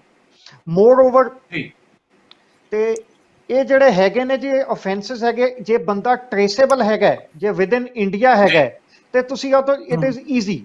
ਜੇ ਬੰਦਾ ਅਬਰੋਡ ਬੈਠਾ, ਤੁਸੀਂ ਦੇਖਿਆ ਹੋਏਗਾ ਵੀ ਬਰਕੀਨਾ ਫਾਸੋ ਤੋਂ, ਸੀਰਾ ਲਿਓਨ ਤੋਂ, ਕੁਝ ਇਹੋ ਜਿਹੇ ਅਫਰੀਕਨ ਕੰਟਰੀਜ਼ ਹੈਗੇ ਨੇ ਜਿੱਥੋਂ ਇਹ ਬਹੁਤ ਹੀ ਜ਼ਿਆਦਾ ਚੱਲ ਰਿਹਾ। ਤੁਸੀਂ ਦੇਖਿਆ ਹੋਣਾ ਈਮੇਲਸ ਆਉਂਦੀਆਂ ਨੇ, ਤੇ ਇਹ ਜਿਹੜੇ ਸੈਂਟਰਲ ਅਫਰੀਕਨ ਕੰਟਰੀਜ਼ ਹੈਗੇ ਨੇ ਤੁਹਾਨੂੰ ਈਮੇਲਸ ਭੇਜਦੇ ਨੇ ਵੀ ਸਪੋਜ਼, ਇਹ ਤਾਂ ਚਲੋ ਆਪਾਂ ਹੁਣ ਗੱਲ ਕਰ ਰਹੇ ਹੈਗੇ ਆ ਇਹਦੀ ਇਮੀਗ੍ਰੇਸ਼ਨ ਤੇ ਰਿਲੇਟਡ ਜਾਂ ਵੀਜ਼ਾ ਦੇ ਰਿਲੇਟਡ, ਇਹਨਾਂ ਨੇ ਇੱਕ ਮਤਲਬ ਇੱਕ ਨਵਾਂ ਜਿਹਨੂੰ ਕਹਿੰਦੇ ਆ ਮੋਡਸ ਆਪਰੈਂਡੀ ਕੱਢਦੇ ਆ। ਹੁਣ ਸਪੋਜ਼ ਕਰ ਲਓ ਤੇ ਇਹ ਇਮੀਗ੍ਰੇਸ਼ਨ ਤੇ ਵੀਜ਼ਾ ਚੱਲ ਰਿਹਾ, ਇਸ ਤੋਂ ਪਹਿਲਾਂ ਲੋਟਰੀ ਚੱਲ ਰਿਹਾ ਸੀਗਾ। ਲੋਟਰੀ ਤੋਂ ਪਹਿਲਾਂ ਚੱਲ ਰਿਹਾ ਸੀਗਾ ਕਿ ਕੋਈ ਬਜ਼ੁਰਗ ਇੱਕ ਲੋਕਰ ਛੱਡ ਕੇ ਚਲਾ ਗਿਆ ਜੀ, ਯੂ ਆਰ ਦਾ ਰਾਈਟਫੁਲ ਓਨਰ। ਇਹ ਮੋਡਸ ਆਪਰੈਂਡੀ ਜਿਹੜਾ ਹੈਗਾ ਜੀ, ਇਹ ਹਰ ਕੁਝ ਸਮੇਂ ਬਾਅਦ ਚੇਂਜ ਹੁੰਦਾ ਰਹਿੰਦਾ ਹੈ। ਜਿਹੜਾ ਅੱਜ ਦਾ ਮੋਡਸ ਆਪਰੈਂਡੀ ਹੈਗਾ, ਇਹ ਵੀ ਲੋਕ ਜਿਹੜੇ ਚੋਰੀ ਕਰਨ ਵਾਲੇ ਨੇ, ਨਵਾਂ ਹਥਕੰਡਾ ਜਿਹੜਾ ਨਾ ਜ਼ਰੂਰ ਤਲਾਸ਼ਦੇ ਰਹਿੰਦੇ ਨੇ। ਹਰਪ੍ਰੀਤ ਜੀ, ਤੁਹਾਡੇ ਤੋਂ ਇੱਕ ਅਹਿਮ ਸਵਾਲ ਜ਼ਰੂਰ ਇੱਥੇ ਕਰਨਾ ਚਾਹਾਂਗਾ ਕਿ ਆਖਰ ਫਰਜ਼ੀ ਫੋਨ ਕਾਲ ਕਰਨ ਵਾਲਿਆਂ ਕੋਲ ਆਮ ਲੋਕਾਂ ਦੀ ਜਿਹੜੀ ਡਿਟੇਲ ਹੈ ਪਹੁੰਚਦੀ ਕਿੱਥੋਂ ਹੈ? ਆਖਰ ਕੀ ਇਹ ਮੰਨਿਆ ਜਾਏ ਕਿ ਇਸ ਪਿੱਛੇ ਕੋਈ ਇੱਕ ਸ਼ਖਸ ਨਹੀਂ ਬਲਕਿ ਪੂਰੇ ਗੈਂਗ ਦੇ ਤੌਰ ਤੇ ਇਹ ਕੰਮ ਕਰ ਰਹੇ ਨੇ, ਬਕਾਇਦਾ ਪੂਰਾ ਨੈਟਵਰਕ ਬਣਾ ਕੇ ਇਹ ਇਸ ਕੰਮ ਨੂੰ ਅੰਜਾਮ ਦੇ ਰਹੇ ਨੇ, ਜਾਂ ਫਿਰ ਕਾਲ ਕਰਨ ਵਾਲੇ ਲੋਕਾਂ ਦੇ ਤਾਰ ਵੱਖ-ਵੱਖ ਕਾਲ ਸੈਂਟਰਸ ਦੇ ਨਾਲ ਜੁੜੇ ਹੋਏ ਨੇ? ਕੀ ਦੱਸਣਾ ਚਾਹੋਗੇ? ਭਲਿੰਦਰ ਜੀ, ਅਗੇਨ ਤੁਸੀਂ ਬਹੁਤ ਵਧੀਆ ਕੁਐਸਚਨ ਪੁੱਛਿਆ ਹੈ ਕਿ ਡਾਟਾ ਜਿਹੜਾ ਹੈਗਾ ਇਹ ਮਿਲਦਾ ਕਿੱਥੋਂ ਹੈਗਾ। ਡਾਟਾ ਐਕਚੁਅਲੀ ਹੁੰਦਾ ਕੀ ਹੈ ਕਿ ਜਦੋਂ ਤੁਸੀਂ ਕਿਸੇ ਤੋਂ ਕੋਈ ਕਸਟਮਰ ਸਰਵਿਸ ਲੈਣੀ ਹੈ, ਉਹਦੇ ਵਾਸਤੇ ਜਿੱਥੇ ਕਾਲ ਸੈਂਟਰ ਖੁੱਲੇ ਨੇ ਇੰਡੀਆ ਦੇ ਵਿੱਚ, ਤਾਂ ਉਹ ਕਾਲ ਸੈਂਟਰਸ ਦੇ ਕੋਲੇ ਸਾਰੀ ਇਨਫੋਰਮੇਸ਼ਨ ਹੁੰਦੀ ਹੈ ਬੰਦਿਆਂ ਦੇ ਬਾਰੇ ਕਿ ਅੱਛਾ ਜੀ, ਕੋਈ ਬੰਦੇ ਨੇ ਕੋਈ ਪ੍ਰੋਡਕਟ ਖਰੀਦਿਆ ਤਾਂ ਉਹਦਾ ਜੀ ਕੰਟੈਕਟ ਨੰਬਰ, ਫੋਨ ਨੰਬਰ, ਉਹਦਾ ਐਡਰੈਸ ਪੂਰਾ, ਠੀਕ ਹੈ, ਉਹਦਾ ਪੂਰੀ ਡਿਟੇਲ ਬੰਦੇ ਦੀ ਤੁਹਾਨੂੰ ਮਿਲ ਜਾਂਦੀ ਹੈ। ਕਈ ਇਹੋ ਜਿਹੇ ਵੀ ਪ੍ਰੋਸੈਸਿਸ ਹੈਗੇ ਨੇ, BPO ਪ੍ਰੋਸੈਸਿਸ, ਜਿਨ੍ਹਾਂ ਨੂੰ ਅਸੀਂ ਕਹਿ ਦਿੰਦੇ ਹਾਂ ਬਿਜ਼ਨਸ ਪ੍ਰੋਸੈਸਿਸ, ਜਿਹਦੇ ਵਿੱਚ ਉਹਨਾਂ ਦੇ ਕੋਲੇ ਉਹਨਾਂ ਦੀ SSN number, social security number, Canada ਦੇ ਜਿਵੇਂ SIA ਨੰਬਰ ਵਗੈਰਾ ਇਸ ਤਰ੍ਹਾਂ ਨੇ, ਉਹ ਏਦਾਂ ਦੀ ਇਨਫੋਰਮੇਸ਼ਨ ਵੀ ਉਹਨਾਂ ਦੇ ਕੋਲੇ ਹੁੰਦੀ ਹੈ। ਤੇ ਹੁਣ ਜਦੋਂ ਤੁਹਾਡੇ ਕੋਲੇ ਇੰਨਾ ਐਕਸੈਸ ਹੈਗਾ ਔਰ ਇਹ ਡਾਟਾ ਬਹੁਤ ਵੈਲਿਊਏਬਲ ਮੰਨਿਆ ਜਾਂਦਾ ਹੈ ਬਲੈਕ ਮਾਰਕੀਟ ਦੇ ਵਿੱਚ, ਠੀਕ ਹੈ। ਇਸੇ ਤਰ੍ਹਾਂ ਇੱਕ ਤੁਸੀਂ ਨਾ ਵਰਡ ਸੁਣਿਆ ਹੋਣਾ, ਡਾਰਕ ਵੈਬ। ਡਾਰਕ ਵੈਬ ਇੱਕ ਐਸਾ ਯੂ ਕੈਨ ਸੇ ਇੱਕ ਹਿਡਨ ਆਨਲਾਈਨ ਸਪੇਸ ਹੈਗਾ ਜਿੱਥੇ ਤੁਹਾਨੂੰ ਏਦਾਂ ਦਾ ਜਿਹੜਾ ਡਾਟਾ ਹੈਗਾ ਉਹ ਫ੍ਰੀਲੀ ਅਵੇਲੇਬਲ ਹੈਗਾ ਔਰ ਤੁਸੀਂ ਜਾ ਕੇ ਉੱਥੋਂ ਖਰੀਦ ਸਕਦੇ ਹੋਗੇ। ਤੁਸੀਂ ਡਾਰਕ ਵੈਬ ਤੇ ਜਾਓ, ਜਾ ਕੇ ਖਰੀਦ ਲਓ। ਤੇ ਲੇਕਿਨ ਜਿਹੜਾ ਉੱਥੇ ਪਹੁੰਚਦਾ ਕਿਵੇਂ ਹੈਗਾ, ਉੱਥੇ ਕੁਝ ਇਹ ਜਿਹੇ ਕਰਪਟ EMPLOYEES ਹੈਗੇ ਨੇ ਜਾਂ ਕਰਪਟ ਬੰਦੇ ਹੈਗੇ ਨੇ ਜਿਨ੍ਹਾਂ ਦੇ ਕੋਲੇ ਇਹੋ ਜਿਹਾ ਐਕਸੈਸ ਹੁੰਦਾ ਹੈਗਾ ਤੇ ਉਹ ਉੱਥੋਂ ਚੋਰੀ ਜੀ। ਕਰਕੇ ਇਹ ਇਹਨਾਂ ਥਾਵਾਂ ਤੇ ਵੇਚ ਦਿੰਦੇ ਆ। ਸ਼ਾਰਟ ਟਰਮ ਮਨੀ ਵਾਸਤੇ ਸੈਲ ਕਰਦੇ ਨੇ, ਲੇਕਿਨ ਅੱਗੇ ਜਾ ਕੇ ਇਹਦਾ ਬਹੁਤ ਜ਼ਿਆਦਾ ਬੈਡ ਇੰਪੈਕਟ ਰਹਿੰਦਾ ਹੈਗਾ। ਠੀਕ ਹੈ, ਜੀ। ਇਹ ਮਤਲਬ ਇਹ ਤੁਸੀਂ ਇਹ ਕਹਿ ਸਕਦੇ ਹੋ ਕਿ ਇਹ ਅੱਜ ਕੱਲ ਬੜਾ ਹਾਈ ਕਾਮਨ ਹੋ ਗਿਆ। ਇਹਦੇ ਵਾਸਤੇ ਬਹੁਤ ਸਾਰੇ ਮਤਲਬ ਟਰੈਕਿੰਗ ਸਿਸਟਮਸ ਵੀ ਹੈਗੇ ਨੇ। ਡਿਸਪਾਈਟ ਦੈਟ ਮਤਲਬ ਇਹ ਇਹਨਾਂ ਨੂੰ ਮਤਲਬ ਪਕੜੇ ਵੀ ਜਾਂਦੇ ਆ, ਬਟ ਡਿਸਪਾਈਟ ਦੈਟ ਇੱਕ ਨਾ ਜਿਹੜਾ ਜਿਹਨੂੰ ਕਹਿੰਦੇ ਗਰੀਡ ਫੈਕਟਰ ਜਾਂ ਲਾਲਚ, ਉਹ ਲਾਲਚ ਜਿਹੜਾ ਹੈਗਾ ਉਹ ਇਹ ਸਭ ਚੀਜ਼ ਨੂੰ ਕਰਵਾ ਰਿਹਾ ਹੈਗਾ। ਠੀਕ ਹੈ ਹਰਪ੍ਰੀਤ ਜੀ, ਜਿਹੜੇ ਵੱਖ-ਵੱਖ ਕਾਲ ਸੈਂਟਰਸ ਹੈਗੇ ਨੇ, ਚਾਹੇ ਉਹ ਕਿਸੇ ਵੀ ਕੰਮ ਲਈ ਯੂਜ਼ ਕੀਤੇ ਗਏ ਹੋਣ, ਜਦੋਂ ਉਹ ਸਾਨੂੰ ਕਿਸੇ ਨੂੰ ਵੀ ਕਾਲ ਕਰਦੇ ਨੇ ਔਰ ਬਕਾਇਦਾ ਤਰੀਕੇ ਨਾਲ ਕਾਲ ਕਰਦੇ ਨੇ ਔਰ ਜੈਨੂਅਲ ਕਾਲ ਜਿਹੜੀ ਹੁੰਦੀ ਹੈ, ਕਿ ਜਦੋਂ ਅਸੀਂ ਡਾਟਾ ਦਿੰਦੇ ਹਾਂ, ਡਾਟਾ ਕਿਤੇ ਨਾ ਕਿਤੇ ਕੰਪਿਊਟਰ ਵਿੱਚ ਫੀਡ ਹੋ ਜਾਂਦਾ ਹੈ। ਉਹ ਡਾਟਾ ਕਿਉਂਕਿ ਜਦੋਂ ਲੱਖਾਂ ਦੀ ਗਿਣਤੀ ਵਿੱਚ ਹੋ ਜਾਂਦਾ ਹੈ ਤਾਂ ਕਿਤੇ ਨਾ ਕਿਤੇ ਲੀਕ ਹੋਣ ਦਾ ਡਰ ਹੈ। ਦੇਖੋ ਅੱਜ ਕੱਲ ਬਹੁਤ ਵਧੀਆ ਤਰੀਕੇ ਨਾਲ ਵੈਸੇ ਡਾਟਾਬੇਸਿਸ ਮੇਨਟੇਨ ਕੀਤੇ ਜਾਂਦੇ ਨੇਗੇ ਕਿ ਸਾਰੇ ਇਨਕ੍ਰਿਪਟਡ ਫਾਰਮ 'ਚ ਹੁੰਦੇ ਨੇ, ਲੇਕਿਨ ਸਟਿਲ ਜਿਹੜੇ ਟੈਕਨੀਕਲ ਐਕਸਪਰਟਸ ਨੇ, ਤੁਸੀਂ ਗੱਲ ਸਮਝਣ ਦੀ ਕੋਸ਼ਿਸ਼ ਕਰੋ ਕਿ ਜਿਹੜੇ ਕ੍ਰਿਮੀਨਲਸ ਨੇਗੇ, ਠੀਕ ਹੈ, ਜਿਹੜੇ ਅੱਜ ਕੱਲ ਦੇ ਜਿਹੜੇ criminal they are very smart, ਔਰ ਜਿਹੜੇ ਹੈਕਰਸ, ਜਿਵੇਂ ਹੈਕਰ ਕਮਿਊਨਿਟੀ ਜਿਹੜੀ ਅਸੀਂ ਕਹੀ ਜਾਂਦੇ ਹਾਂ, हैकर कम्युनिटी ਜਿਹੜੀ ਹੈ ਉਹ they are the smartest people in the world. ਕਿ ਉਹ ਜੇ ਇੱਕ ਨਾਰਮਲ ਪ੍ਰੋਗਰਾਮਰ ਤੇ ਹੈਕਰ ਜਿਹੜਾ ਹੈ ਉਹ ਉਸ ਤੋਂ 10 ਗੁਣਾ ਜ਼ਿਆਦਾ ਸਮਾਰਟ ਹੋਊਗਾ। ਹੈਕਿੰਗ ਕਰਨਾ ਬਹੁਤ ਆਸਾਨ ਕੰਮ ਨਹੀਂ ਹੈਗਾ। ਹੁਣ ਇਹ ਜਿਹੜੇ ਬੰਦੇ ਨੇਗੇ, ਜਦੋਂ ਇਹ ਜਿਹੇ ਬੰਦੇ ਉੱਥੇ ਕੰਮ ਕਰ ਰਹੇ ਨੇ ਤਾਂ ਡਿਸਪਾਈਟ ਹੈਵਿੰਗ ਇਨਕ੍ਰਿਪਸ਼ਨਸ ਡਾਟਾ ਦੇ ਵਿੱਚ ਜਾਂ ਕੁਝ ਵੀ ਇਹੋ ਜਿਹਾ ਕੀਤਾ ਹੋਇਆ, ਉਹ ਉੱਥੋਂ ਨੂੰ ਬ੍ਰੇਕ ਕਰ ਲੈਂਦੇ ਨੇ। ਉੱਥੋਂ ਬ੍ਰੇਕ ਕਰਕੇ, ਕਿਉਂਕਿ ਡਾਟਾ ਵੈਲਿਊਬਲ ਹੈ, ਉਹ ਉੱਥੋਂ ਡਾਟਾ ਚੁੱਕਦੇ ਹੈ ਔਰ ਅੱਗੇ ਸੈਲ ਕਰ ਦਿੰਦੇ ਨੇ। ਅਗੇਨ ਮਤਲਬ ਹਰ ਕੰਪਨੀ ਤੇ ਹਰ ਮਤਲਬ you know it all depends ਕਿ ਕਿਹੜੀ ਕੰਪਨੀ ਤੇ ਕਿਸ ਤਰੀਕੇ ਦਾ ਡਾਟਾ ਅਵੇਲੇਬਲ ਹੈ, ਕਿਸ ਲੈਵਲ ਦੀ ਇਨਕ੍ਰਿਪਸ਼ਨਸ ਉਹਨਾਂ ਨੇ ਕੀਤੀਆਂ ਹੋਈਆਂ, ਕਿਸ ਲੈਵਲ ਦੀ ਸਿਕਿਉਰਿਟੀ ਉਹਨਾਂ ਨੇ ਨੋਰਮਸ ਫੋਲੋ ਕਰ ਰਹੇ ਨੇਗੇ। ਤੇ ਸਟਿਲ ਮਤਲਬ देयर इज अ लीक। ਉਹ ਲੀਕ ਜਿਹੜੀ ਹੈ ਅਲਟੀਮੇਟਲੀ ਤੁਹਾਡੀ ਓਪਨ ਮਾਰਕੀਟ ਦੇ ਵਿੱਚ ਪਹੁੰਚ ਜਾਂਦੀ ਹੈ ਤੇ ਉੱਥੋਂ ਤੁਹਾਡੇ ਕੋਲੇ ਕ੍ਰਿਮੀਨਲਸ ਦੇ ਕੋਲੇ ਡਾਟਾ ਪਹੁੰਚ ਜਾਂਦਾ ਹੈਗਾ। ਜੀ, ਯਾਨੀ ਕਿ ਪੋਸਿਬਿਲਿਟੀਜ਼ ਹੈਗੀਆਂ ਤਾਂ ਹੀ ਸਾਡੀ ਜਿਹੜੀ ਜਾਣਕਾਰੀ ਹੈ ਉਹ ਫੇਕ ਕਾਲਰਸ ਕੋਲ ਪਹੁੰਚਦੀ ਹੈ, ਚੋਰਾਂ ਕੋਲ ਪਹੁੰਚਦੀ ਹੈ। ਠੀਕ ਹੈ ਰਜਤ ਜੀ, ਤੁਹਾਡੇ ਤੋਂ ਜ਼ਰੂਰ ਅਸੀਂ ਜਾਣਨਾ ਚਾਹਾਂਗੇ ਕਿ ਵੇਖਿਆ ਗਿਆ ਕਿ ਵੱਖ-ਵੱਖ ਐਮਬੈਸੀਜ਼ਾਂ ਨਾਲ ਲੈ ਕੇ ਇਮੀਗ੍ਰੇਸ਼ਨ ਦਫ਼ਤਰਾਂ ਦਾ ਨਾਲ ਲੈ ਕੇ ਲੋਕਾਂ ਨੂੰ ਕਾਲ ਕੀਤੀ ਜਾਂਦੀ ਹੈ। ਤੁਹਾਡੇ ਤੋਂ ਜਾਣਨ ਦੀ ਅਸੀਂ ਜ਼ਰੂਰ ਕੋਸ਼ਿਸ਼ ਕਰਾਂਗੇ ਕਿ ਵਾਕਈ ਐਮਬੈਸੀ ਜਾਂ ਫਿਰ ਇਮੀਗ੍ਰੇਸ਼ਨ ਮਹਿਕਮਾ ਇਸ ਤਰ੍ਹਾਂ ਦੀਆਂ ਕੋਈ ਕਾਲਸ ਕਰਦਾ ਜਾਂ ਨਹੀਂ। ਸਰ ਐਮਬੈਸੀ ਜਾਂ ਇਮੀਗ੍ਰੇਸ਼ਨ ਤੁਹਾਡੀ ਇੰਟਰਵਿਊ ਤੇ ਕਾਲ ਕਰਦਾ, ਜਦੋਂ ਵਾਂਸ ਉਹਨਾਂ ਨੇ ਵੀਜ਼ਾ ਦੇਤਾ ਉਸ ਤੋਂ ਬਾਅਦ ਉਹ ਤੁਹਾਨੂੰ ਕਦੇ ਵੀ ਕਾਲ ਨਹੀਂ ਕਰਦੇ 99% ਆਫ ਦਾ ਕੇਸਿਸ 'ਚ। ਅਗਰ ਕਰਦੇ ਆ ਤੇ ਸਿਰਫ ਉਹ ਤੁਹਾਨੂੰ ਆਪਣਾ ਸਾਰਾ ਕੁਝ ਵੈਰੀਫਾਈ ਕਰਾਉਣ ਨੂੰ ਕਹਿੰਦੇ ਆ ਜਾਂ ਉਹ ਦੱਸਦੇ ਆ ਤੇ ਤੁਹਾਨੂੰ ਉਹ ਆਪਣੇ ਦਫ਼ਤਰ ਬੁਲਾਉਂਦੇ ਆ। ਨਾ ਫੋਨ ਕਰਕੇ ਵੀਜ਼ਾ ਲੱਗੇ, ਨਾ ਫੋਨ ਕਰਕੇ ਵੀਜ਼ਾ ਕੈਂਸਲ ਹੋਏ। ਅੱਜ ਕੱਲ੍ਹ ਜਿਹੜੇ ਨਾਰਮਲ ਬੰਦੇ ਆ, ਤੁਸੀਂ ਪੰਜਾਬ ਦਾ, ਜੇ ਸਰ ਦੀ ਮੈਨੂੰ ਗੱਲ ਬੜੀ ਵਧੀਆ ਲੱਗੀ, ਡਾਟਾ ਤਾਂ ਪੰਜਾਬ ਦਾ, ਆਪਾਂ ਮੋਬਾਈਲ ਖਰੀਦਦੇ ਆ ਸਾਰੇ, ਆਪਾਂ ਕੱਪੜੇ ਖਰੀਦਦੇ ਆ ਸਾਰੇ, ਕਈ ਸ਼ੋਰੂਮ ਵੱਡੀਆਂ ਚੇਨਸ ਹੈਗੀਆਂ ਉਹਨਾਂ ਤੋਂ, ਆਪਣਾ ਜਿਵੇਂ ਬਿਗ ਬਾਜ਼ਾਰ ਹੋ ਗਿਆ, ਉਹਨਾਂ ਤੋਂ ਸਾਰਿਆਂ ਦੇ ਫੋਨ ਨੰਬਰ ਨੇਮ ਲੈ ਲਓ। ਪੰਜਾਬ ਤਾਂ ਹਰ ਚੌਥੇ ਬੰਦੇ ਦਾ ਵੀਜ਼ਾ ਲੱਗਿਆ ਹੋਇਆ, ਉਹ 10 ਕਾਲਾਂ ਕਰਨਗੇ, ਉਹਨਾਂ ਨੂੰ ਇੱਕ ਵੀਜ਼ੇ ਵਾਲਾ ਮਿਲ ਜਾਏਗਾ, ਉਹਨੂੰ ਕਹਿ ਦੇਣਗੇ ਹਰ ਨੂੰ ਕਹਿ ਦੇਣਗੇ ਤੇਰਾ ਵੀਜ਼ਾ ਕੈਂਸਲ ਹੋ ਗਿਆ। ਜਿਹਦੇ ਵਿਚਾਰੇ ਦਾ ਲੱਗਿਆ ਹੋਏਗਾ ਉਹ ਡਰ ਕੇ ਉਹਨਾਂ ਨੂੰ ਪੈਸੇ ਦੇਣ ਲਈ ਤਿਆਰ ਹੋ ਜਾਏਗਾ। ਤੇ ਟੈਕਨੋਲੋਜੀ ਇੰਨੀ ਕੁ ਜ਼ਿਆਦਾ ਕੰਪਲੈਕਸ ਹੈ ਵੀ ਆਮ ਬੰਦੇ ਨੂੰ ਤਾਂ ਕੀ ਸਮਝ ਆਣੀ ਹੈ, ਤੁਹਾਨੂੰ ਮੈਨੂੰ ਵੀ ਸਮਝ ਨਹੀਂ ਆਉਂਦੀ ਹੈਗੀ ਕਿੱਥੋਂ ਕਾਲ ਆਉਂਦੀ ਹੈ ਕਿੱਥੋਂ ਨਹੀਂ ਆਉਂਦੀ। ਜਿਵੇਂ ਇੱਕ ਸਰ ਨੇ ਕਿਹਾ ਕਿ ਇੰਡੀਆ ਹਜੇ ਬਾਹਰਲੇ ਕੰਟਰੀਜ਼ ਦਾ ਟ੍ਰੀਟੀ ਸਾਈਨ ਨਹੀਂ ਕੀਤੀ ਹੈਗੀ।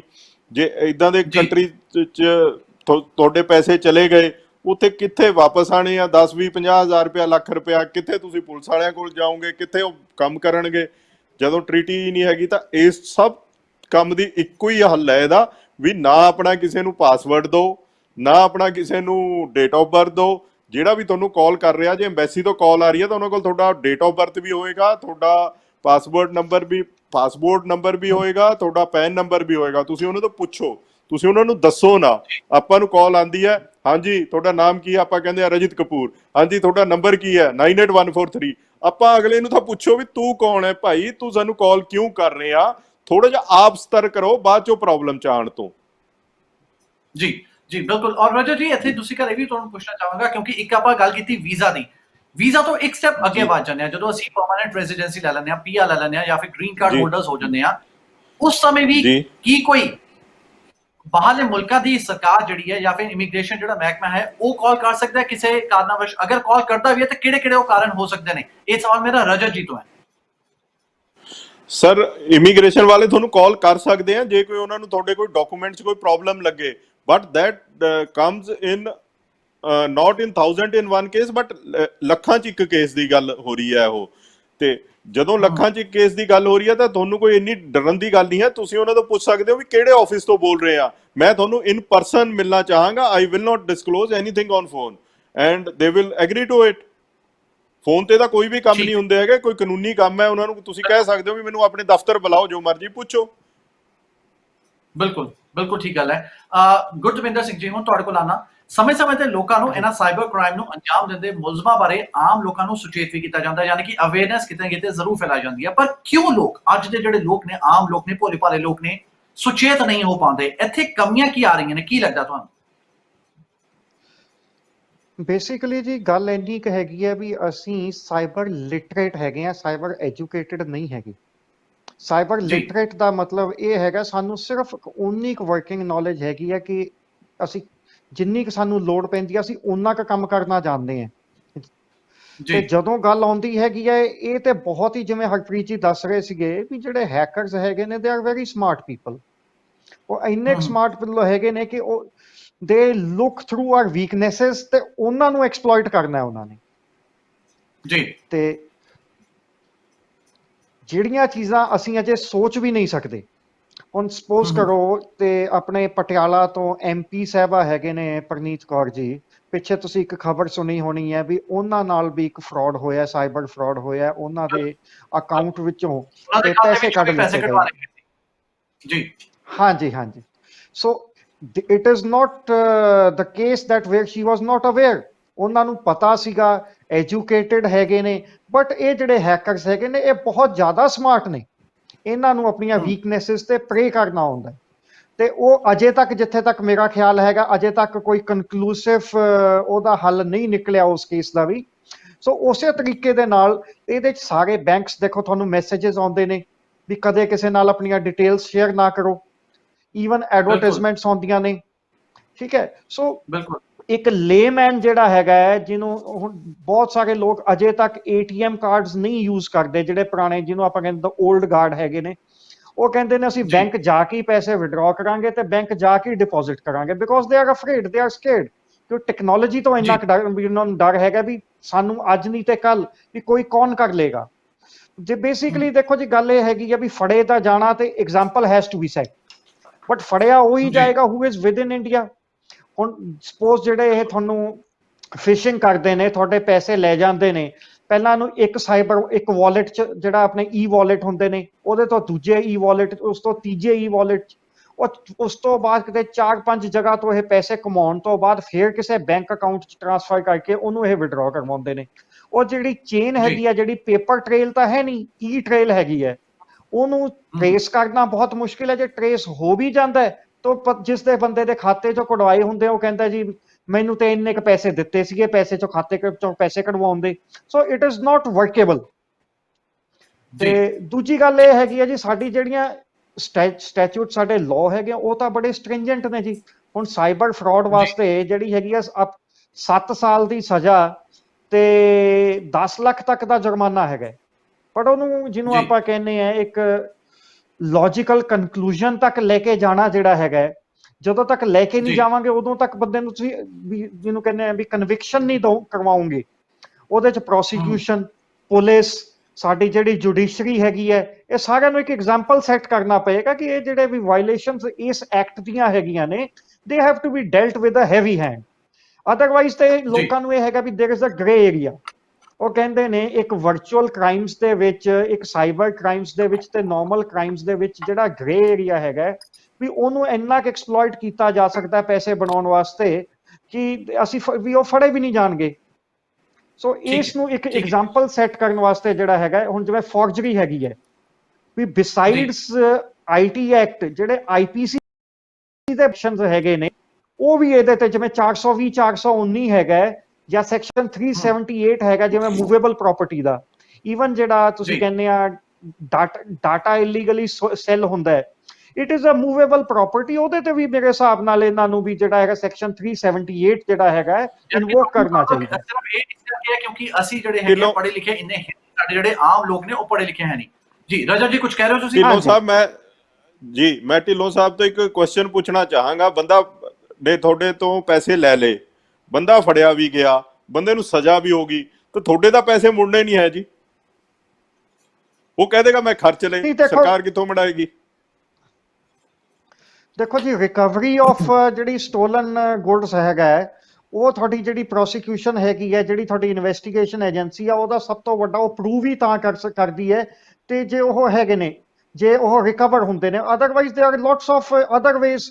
ਹੁਣ ਕਿਸੇ ਦੀ ਆਪਾਂ ਕਹਿੰਦੇ ਆ ਕਿਸੇ ਨੇ ਕ੍ਰਾਈਮ ਕੀਤਾ, ਇੱਕ 10 ਲੱਖ ਰੁਪਈਆ ਜਿਹੜਾ ਹੈਗਾ ਤੇ ਪਰ ਉਹਦੇ ਨਾਂ ਤੇ ਕੋਈ ਪ੍ਰਾਪਰਟੀ ਹੈਗੀ ਹੈ, ਦੋ ਲੌਂਗ ਪ੍ਰੋਸੈਸ, ਲੈਂਥੀ ਪ੍ਰੋਸੈਸ, ਪਰ ਇੰਪੋਸੀਬਲ ਨਹੀਂ ਹੈਗਾ।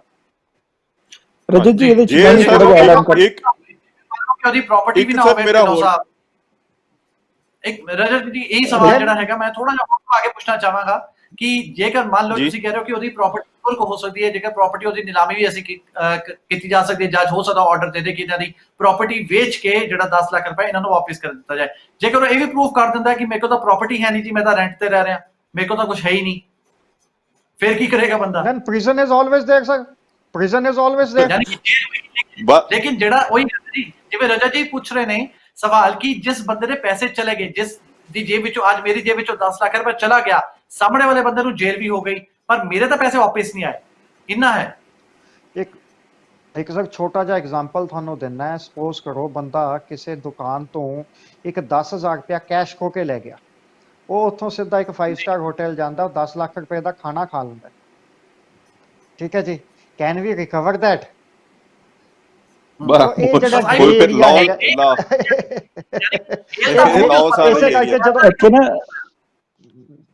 ਮੈਂ ਵੀ ਨਾ ਤੁਹਾਨੂੰ ਇੱਕ ਦੋ ਹੋਰ ਐਡੀਸ਼ਨ ਸੈਕਸ਼ਨ 379 ਜਿਹੜਾ ਹੈਗਾ ਇਹ ਚੋਰੀ ਦਾ ਹੈਗਾ, ਨਾਲ ਹੀ ਇਹਦੇ ਸੈਕਸ਼ਨ 411 ਹੈਗਾ ਉਹ ਹੈਗਾ ਰਿਕਵਰੀ ਦਾ, ਠੀਕ ਹੈ। ਇੱਕ ਜਿਹਨੂੰ ਆਪਾਂ ਸਿੱਕੇ ਬੰਦ ਕੇਸ ਕਹਿੰਦੇ ਆ, ਸਿੱਕੇ ਬੰਦ ਇੱਕ ਫੂਲ ਪ੍ਰੂਫ ਕੇਸ ਉਦੋਂ ਹੀ ਬਣਦਾ ਹੈ ਜਦੋਂ 379 ਦੇ ਨਾਲ 411 ਆਪਣੇ ਕੋਲੇ ਹੁੰਦੀ ਹੈ ਵੀ ਆਹ ਚੋਰੀ ਹੋਇਆ, ਇਹ ਰਿਕਵਰ ਹੋਇਆ। So where there is no recovery there are certain weaknesses. ਠੀਕ ਹੈ ਹਰਪ੍ਰੀਤ ਜੀ, ਤੁਸੀਂ ਕੁਝ ਮੇਰਾ ਹੋਰ ਸਵਾਲ ਹੈ। ਮੈਂ ਇੱਕ ਕੁਐਸਚਨ ਹੈ ਸਰ ਬਹੁਤ ਇੰਪੋਰਟੈਂਟ, ਮੈਂ ਇੱਕ ਨਾ ਬਹੁਤ ਸੌਰੀ ਰਜਤ ਜੀ, ਮੇਰਾ ਇੱਕ ਬਹੁਤ ਇੰਪੋਰਟੈਂਟ ਪੁਆਇੰਟ ਮੈਂ ਇਹਦੇ ਚ ਐਡ ਕਰਨਾ ਚਾਹੂੰਗਾ ਕਿ ਇੱਥੇ ਨਾ ਇੰਪੋਰਟੈਂਟ ਚੀਜ਼ ਹੈਗੀ ਹੈ ਬੰਦਾ ਫੜਿਆ ਜਾਣਾ। ਜਿਹੜੀ ਰਿਕਵਰੀ ਪਾਰਟ ਹੈ, ਜਦੋਂ ਬੰਦਾ ਫੜਿਆ ਜਾਊ ਨਾ, there will be a example which will be set ਤਾਂ ਕਿ ਉਦਾਂ ਦੇ ਕੇਸਿਸ ਹੋਰ ਨਾ ਹੋ ਸਕਣ, ਠੀਕ ਹੈ। ਰਿਕਵਰੀ ਜਿਹੜੀ ਹੈ ਇਹ ਬੜਾ ਇਹਦੇ ਵਿੱਚ ਇੱਕ ਮੈਂ ਤੁਹਾਨੂੰ ਹੋਰ ਮੈਂ ਐਗਜ਼ਾਮਪਲ ਦਿੰਦਾ, ਬਹੁਤ ਵਧੀਆ ਐਗਜ਼ਾਮਪਲ ਹੈ। ਹੁਣ ਪਿੱਛੇ ਜੇ ਮੇਰੇ 1-2 ਸਾਲ ਦੀ ਗੱਲ ਹੈ, ਮੈਨੂੰ ਐਗਜ਼ੈਕਟ ਡੇਟ ਨਹੀਂ ਯਾਦ ਹੈਗੀ। ਮਾਈਕਰੋਸਾਫਟ ਨੇ FBI ਦੇ ਥਰੂ ਇੰਡੀਆ ਨੂੰ ਕੰਟੈਕਟ ਕੀਤਾ। ਇੱਥੇ ਕੁਝ ਏਦਾਂ ਦੇ ਕਾਲ ਸੈਂਟਰਸ ਖੁੱਲੇ ਹੋਏ ਸੀਗੇ, ਉਹ ਕੀ ਕਰ ਰਹੇ ਸੀ ਕਿ ਮਾਈਕਰੋਸਾਫਟ ਦੇ ਰਿਪਰੈਜ਼ੈਂਟੇਟਿਵਸ ਬਣ ਕੇ ਲੋਕਾਂ ਨੂੰ ਠੱਗ ਰਹੇ ਸੀ। ਹੁਣ ਉਹ ਕਿਵੇਂ ਠੱਗ ਰਹੇ ਸੀਗੇ? ਉਹਨਾਂ ਦੇ ਕੋਲੇ ਕੁਝ ਸੌਫਟਵੇਅਰ ਸੀਗੇ ਜਿਹਦੇ ਨਾਲ ਕਿ ਮਤਲਬ ਜਿਹੜਾ ਨਾਰਮਲ USA ਦੇ ਵਿੱਚ ਕੋਈ ਬੰਦਾ ਕੰਪਿਊਟਰ ਖੋਲ ਕੇ ਬੈਠਾ ਹੋਇਆ ਹੈ, ਉਹਦੇ ਸਾਹਮਣੇ ਕੋਈ ਪੌਪਅਪ ਆ ਜਾਂਦਾ ਸੀ। ਉਹ ਪੌਪਅਪ ਦੇ ਵਿੱਚ ਲਿਖਿਆ ਹੁੰਦਾ ਸੀ ਕਿ ਯੂਰ ਸਿਸਟਮ ਹੈਜ਼ ਬੀਨ ਹੈਕਡ, ਤੁਹਾਡਾ ਡਾਟਾ ਜਿਹੜਾ ਉਹ ਸਾਰਾ ਸੀ ਮਤਲਬ ਹੈਕ ਕਰ ਲਿਆ, ਇਹ ਹੋ ਗਿਆ, ਤੁਹਾਡੇ ਜਿਹੜੇ ਟ੍ਰਾਂਜੈਕਸ਼ਨਸ ਨੇ ਹੋਰ ਨੇ, financial details everything has been hacked. ਤੇ ਉਹਦੇ ਚ ਨਾਲ ਇੱਕ ਕੰਟੈਕਟ ਨੰਬਰ ਦਿੱਤਾ ਹੁੰਦਾ ਸੀ। ਤੇ ਉਹ ਜਿਹੜੇ ਬੰਦੇ ਸੀਗੇ, ਮਤਲਬ ਜਿਹੜਾ ਬੰਦਾ ਦੇਖਦਾ ਸੀ ਉਸ ਚੀਜ਼ ਨੂੰ ਇੱਕਦਮ ਦੇਖ ਕੇ ਡਰ ਜਾਂਦਾ। ਕਦੇ ਫੋਨ ਨੰਬਰ ਦਿੱਤਾ ਹੋਇਆ ਤੇ ਉਹਨੂੰ ਲੱਗਦਾ ਕਿ ਜੀ ਮਾਈਕਰੋਸਾਫਟ ਕੰਪਨੀ ਹੈ, ਉਹ ਕਾਲ ਬੈਕ ਕਰਦਾ ਹੈਗਾ। ਤੇ ਕਾਲ ਬੈਕ ਕਰਨ ਤੋਂ ਬਾਅਦ ਉਹ ਜਦੋਂ ਬੰਦੇ ਸੀ ਉਹਨੂੰ ਵਧੀਆ ਤਰੀਕੇ ਨਾਲ ਇੰਗਲਿਸ਼ ਬੋਲ ਕੇ, ਮਤਲਬ ਜੋ ਵੀ ਇੱਥੇ ਜਿਵੇਂ ਕਾਲ ਸੈਂਟਰ ਟ੍ਰੇਨਿੰਗਸ ਹੁੰਦੀਆਂ ਨੇ ਇਹਨਾਂ ਦੀਆਂ, ਤੇ ਇਹ ਪੂਰੇ ਐਕਸਪਰਟ ਹੁੰਦੇ ਨੇ, ਤੇ ਉਹਨਾਂ ਨੂੰ ਲੱਗਦਾ ਕਿ ਅੱਛਾ ਜੀ ਮਾਈਕਰੋਸਾਫਟ ਦਾ EMPLOYEE ਹੈਗਾ। ਤੇ ਸਭ ਤੋਂ ਪਹਿਲਾਂ ਕਹਿੰਦੇ ਸੀ ਸਾਨੂੰ ਜੀ ਤੁਸੀਂ ਆਪਣਾ ਸਿਸਟਮ ਦਾ ਐਕਸੈਸ ਦੇ ਦਿਓ। ਸਿਸਟਮ ਦਾ ਐਕਸੈਸ ਇਸ ਤਰ੍ਹਾਂ ਨਾ ਬੜੇ ਟੂਲਸ ਹੈਗੇ ਨੇ, ਜਿਵੇਂ ਟੀਮ ਵੀਅਰ ਹੈ, ਹੋਰ ਹੈ, ਬਹੁਤ ਸਾਰੇ ਟੂਲਸ ਨੇ, ਉਹਦੇ ਨਾਲ ਬੰਦਾ ਕਿਸੇ ਹੋਰ ਬੰਦੇ ਦਾ ਸਿਸਟਮ ਐਕਸੈਸ ਲੈ ਸਕਦਾ ਹੈਗਾ। ਤੇ ਉੱਥੇ ਵੀ ਉਹ ਕੁਛ ਨਾ ਕੁਛ ਮਤਲਬ ਜਿਵੇਂ ਉੱਥੇ ਰੈਗੂਲੇਟਡ ਨਾਲ ਰਜਿਸਟਰੀਜ਼ ਖੋਲ ਲਈਆਂ, ਉਹਦੇ ਕੁਝ ਹੋਰ ਟੂਲਸ ਵਗੈਰਾ ਖੋਲ ਲਏ। ਜਿਹਦਾ ਬੰਦਾ ਨਾਨ ਟੈਕਨੀਕਲ ਆ, ਉਹ ਬੰਦੇ ਨੂੰ ਗੱਲਬਾਤ ਤੋਂ ਸਮਝ ਆ ਜਾਂਦਾ ਕਿ ਕਿੱਦਾਂ ਦਾ ਬੰਦਾ ਹੈਗਾ। ਤੇ ਉੱਥੇ ਕਹਿੰਦੇ ਸੀ ਅਸੀਂ ਓਕੇ ਜੀ ਤੁਹਾਡਾ ਸਿਸਟਮ ਠੀਕ ਕਰਤਾ, ਤੇ ਉੱਥੋਂ $100 ਤੋਂ ਲੈ ਕੇ $1000 ਤੱਕ ਦੀ ਪੇਮੈਂਟਸ ਉਹ ਚਾਰਜ ਕਰ ਰਹੇ ਸੀਗੇ। ਇਹ ਪੂਰਾ ਇੱਕ ਗੈਂਗ ਸੀ, ਇਹਨਾਂ ਦੇ ਬੜੇ ਸਾਰੇ ਕਾਲ ਸੈਂਟਰਸ ਇੱਥੇ ਮਾਈਕਰੋਸਾਫਟ ਨੇ ਇਹ ਇਨੀਸ਼ੀਏਟ ਕੀਤਾ with the help of FBI ਨੇ ਇੱਥੇ ਇੰਡੀਅਨ ਗਵਰਨਮੈਂਟ ਨੂੰ ਕੰਟੈਕਟ ਕੀਤਾ, ਤੇ ਕਾਫੀ ਸਾਰੇ ਜਿਹੜੇ ਕਾਲ ਸੈਂਟਰ ਸੀਗੇ ਉਹ ਫੜੇ ਗਏ। ਸੋ ਇੰਪੋਰਟੈਂਟ ਥਿੰਗ, ਹੁਣ ਜਿਹੜੇ ਬੰਦੇ ਦਾ ਲੈਟਸ ਸੇ ਇੱਕ ਬੰਦੇ ਦਾ ਉੱਥੇ ਕਿਸੇ ਦਾ $100 ਗਿਆ, ਕਿਸੇ ਦਾ $1000 ਗਿਆ, ਉਹਦੇ ਲਈ $1000 ਇੰਨਾ ਮੈਟਰ ਨਹੀਂ ਕਰਦਾਗਾ ਜਿੰਨਾ ਇੱਥੇ ਇਸ ਟਾਈਮ ਤੇ ਇਹ ਮੈਟਰ ਕਰਦਾ ਕਿ ਉਹ ਬੰਦੇ ਫੜੇ ਜਾਣੇ ਚਾਹੀਦੇ ਨੇ, ਤਾਂ ਕਿ ਇਦਾਂ ਦੇ ਹੋਰ ਬੰਦੇ ਨਾ ਪੈਦਾ ਹੋਣ, ਇਦਾਂ ਦੇ ਹੋਰ ਐਗਜ਼ਾਮਪਲਸ ਨਾ ਸਕਣ। ਮੇਰਾ ਇੱਕ ਸਵਾਲ ਹੈ ਸਰ, ਦੋਨਾਂ ਨੂੰ, ਹਰਪ੍ਰੀਤ ਜੀ ਨੂੰ ਵੀ ਤੇ ਢਿੱਲੋਂ ਸਰ ਨੂੰ। ਮੈਂ ਥੋੜਾ ਜਿਹਾ ਨਾਨ ਟੈਕਨੀਕਲ ਬੰਦਾ ਹੈ। ਜੇ ਸਰ ਤੁਹਾਡਾ ਪੇਪਰ, ਜਿਵੇਂ ਸਰ ਕਹਿੰਦੇ ਆ ਵੀ ਇੱਕ ਈ ਵਾਲਟ, ਦੂਜਾ ਈ ਵਾਲਟ, ਤੀਜਾ ਈ ਵਾਲਟ, ਜਦੋਂ ਈ ਵਾਲਟ ਤੋਂ ਕਿਸੇ ਨੇ ਬਿਟਕੋਇਨ ਲੈ ਲੇ ਤਾਂ ਫਿਰ ਉਹ ਟਰੇਸ ਹੋ ਸਕਦੇ ਆ? ਜੀ ਹਰਪ੍ਰੀਤ ਜੀ, ਇਹ ਸਵਾਲ ਦਾ ਆਨਸਰ ਜ਼ਿਆਦਾ ਦੇ ਦੋਗੇ? ਮੈਂ ਤੁਹਾਨੂੰ ਬਿਟਕੋਇਨ ਦਾ ਥੋੜਾ ਜਿਹਾ ਫੰਡਾ ਕਲੀਅਰ ਕਰ ਦੇਣਾ। ਦੇਖੋ, ਬਿਟਕੋਇਨ ਜਿਹੜਾ ਨਾ, it's a cryptocurrency. Cryptocurrency ਦੀ ਜਿਹੜੀ ਮਤਲਬ ਸਭ ਤੋਂ ਪਹਿਲਾਂ ਤਾਂ ਕ੍ਰਿਪਟੋ ਕਰੰਸੀ ਦੀ ਇੱਕ ਨਾ ਕੀ ਹੁੰਦੀ ਹੈ, ਸੀਕ੍ਰੇਟ ਕੀ ਹੁੰਦੀ ਹੈ, ਉਹ ਇੱਕ ਤਰ੍ਹਾਂ ਦਾ ਇਟਸ ਨਾਟ ਹੈਕੇਬਲ, ਇਟਸ ਨਾਟ, ਮਤਲਬ ਤੁਸੀਂ ਉਹਨੂੰ ਮਤਲਬ ਨਹੀਂ ਜਨਰੇਟ ਕਰ ਸਕਦੇ ਜੋ ਅਨਲੈਸ ਐਂਡ ਅੰਟਿਲ ਤੁਸੀਂ ਸ਼ੇਅਰ ਨਾ ਕਰ ਦਿਓ, ਠੀਕ ਹੈ। ਅਗਰ ਕੋਈ ਤੁਸੀਂ ਕ੍ਰਿਪਟੋ ਕਰੰਸੀ ਦੇ ਵਾਲਟ ਦੇ ਵਿੱਚੋਂ ਕਿਸੇ ਦੇ ਕੱਢਣ ਦੀ ਕੋਸ਼ਿਸ਼ ਕਰ ਰਹੇ ਹੋ, it is next to impossible unless and until you have the key for that, ਠੀਕ ਹੈ। ਤੇ ਅਗਰ ਕੋਈ ਬੰਦਾ ਕ੍ਰਿਪਟੋ ਕਰੰਸੀ ਦੇ ਵਿੱਚ ਕੋਈ ਤੁਹਾਡੇ ਸਿਸਟਮ, ਉਹਨੂੰ ਤੁਹਾਡੀ ਕੀ ਪਤਾ ਚੱਲ ਜਾਂਦੀ ਹੈ ਔਰ ਉਹ ਟ੍ਰਾਂਸਫਰ ਕਰ ਲੈਂਦਾ ਹੈ, then it is absolutely irrecoverable because it's a total different domain। ਆਪਾਂ ਜਿਹੜਾ ਇਸ ਟਾਈਮ ਦੀ ਮੇਰੇ ਖਿਆਲ ਗੱਲ ਕਰ ਰਹੇ ਹਾਂ ਨਾ, ਕ੍ਰਿਪਟੋ ਕਰੰਸੀ ਜਿਹੜਾ ਵਰਲਡ ਦੇ ਛੜੇ ਇੰਨੀ ਐਕਸੈਪਟੇਬਲ ਨਹੀਂ ਹੈ। ਮਤਲਬ ਬਹੁਤ ਸਾਰੀ ICOs ਹੋਏ ਨੇ, ਜਿਵੇਂ IPOs ਹੁੰਦੇ ਨੇਗੇ, ਉਹਨਾਂ ਵਿੱਚ ICOs ਹੁੰਦੀ ਹੈ, ਇਨੀਸ਼ੀਅਲ ਕੋਇਨ ਆਫਰਿੰਗਸ ਵਗੈਰਾ, ਬਹੁਤ ਸਾਰੀਆਂ ਕ੍ਰਿਪਟੋ ਕਰੰਸੀਜ਼ ਚੱਲ ਰਹੀਆਂ ਨੇ, ਬਿਟਕੋਇਨ, ਈਥਰ, ਟਰੋਨ, ਬਨਾਂਸ ਦਾ ਕੋਇਨ ਹੈਗਾ, ਬਹੁਤ ਸਾਰੇ ਚੱਲ ਰਹੇ ਨੇਗੇ। ਇਹ ਥੋੜਾ ਜਿਹਾ ਇੱਕ ਨਾ ਡਿਫਰੈਂਟ ਪੂਰੀ ਫੀਲਡ ਹੈ। ਤੁਸੀਂ ਕ੍ਰਿਪਟੋ ਕਰੰਸੀ ਨੂੰ ਆਪਣੇ ਨਾਰਮਲ ਜਿਹੜੀ ਆਮ ਜਨਤਾ ਹੈਗੀ ਹੈ, ਉਹ ਜਿਹੜੇ ਈ ਵਾਲਟਸ ਜਿਹੜੇ ਉਹਨਾਂ ਦੇ ਜਿਵੇਂ ਪੇਟੀਐਮ ਹੈਗਾ ਜਾਂ ਮੋਬੀਕਵਿਕ ਹੈਗਾ, ਉਹਨਾਂ ਨਾਲ ਕੰਪੇਅਰ ਨਾ ਕਰੋ। ਬਿਕੋਜ਼ ਇਹਦੇ ਵਿੱਚ ਜਿਹੜੇ ਵੀ ਬੰਦੇ ਇਸ ਟਾਈਮ ਦੇ ਕ੍ਰਿਪਟੋ ਕਰੰਸੀ ਨੂੰ ਟ੍ਰੇਡ ਕਰ ਰਹੇ ਨੇ, ਉਹ ਜ਼ਿਆਦਾਤਰ ਹਾਈਲੀ ਟੈਕਨੀਕਲ ਪਰਸਨਸ ਨੇ। ਉਹਨਾਂ ਨੂੰ ਪਤਾ ਹੈ ਕਿ ਅਸੀਂ ਆਪਣੇ ਆਪ ਨੂੰ ਕਿਵੇਂ ਪ੍ਰੋਟੈਕਟ ਕਰਕੇ ਰੱਖਣਾ ਹੈਗਾ। ਅਗਰ ਕੋਈ ਬੰਦਾ ਨਾਨ ਟੈਕਨੀਕਲ ਹੈਗਾ ਤੇ ਉਹ ਕ੍ਰਿਪਟੋ 'ਚ ਡੀਲ ਕਰਨ ਦੀ ਕੋਸ਼ਿਸ਼ ਕਰ ਰਿਹਾ ਹੈ ਤੇ ਆਪਣੇ ਜਿਹੜੇ ਕੀਜ਼ ਨੇ ਉਹਨਾਂ ਨੂੰ ਐਕਸਪੋਜ਼ ਕਰ ਦਿੰਦਾ ਹੈ, ਤਾਂ ਮੇਰੇ ਖਿਆਲ ਫਿਰ ਤਾਂ ਉਹੀ ਮਤਲਬ ਗੱਲ ਹੈ ਕਿ ਤੁਹਾਨੂੰ ਚੀਜ਼ ਪਤਾ ਨਹੀਂ ਹੈ ਤੇ ਤੁਸੀਂ ਉਹ ਚੀਜ਼ ਕਰਨ ਦੀ ਕੋਸ਼ਿਸ਼ ਕਰ ਰਹੇ ਹੋ ਤਾਂ ਲਾਸ ਖਾਓਗੇ ਹੀ ਖਾਓਗੇ।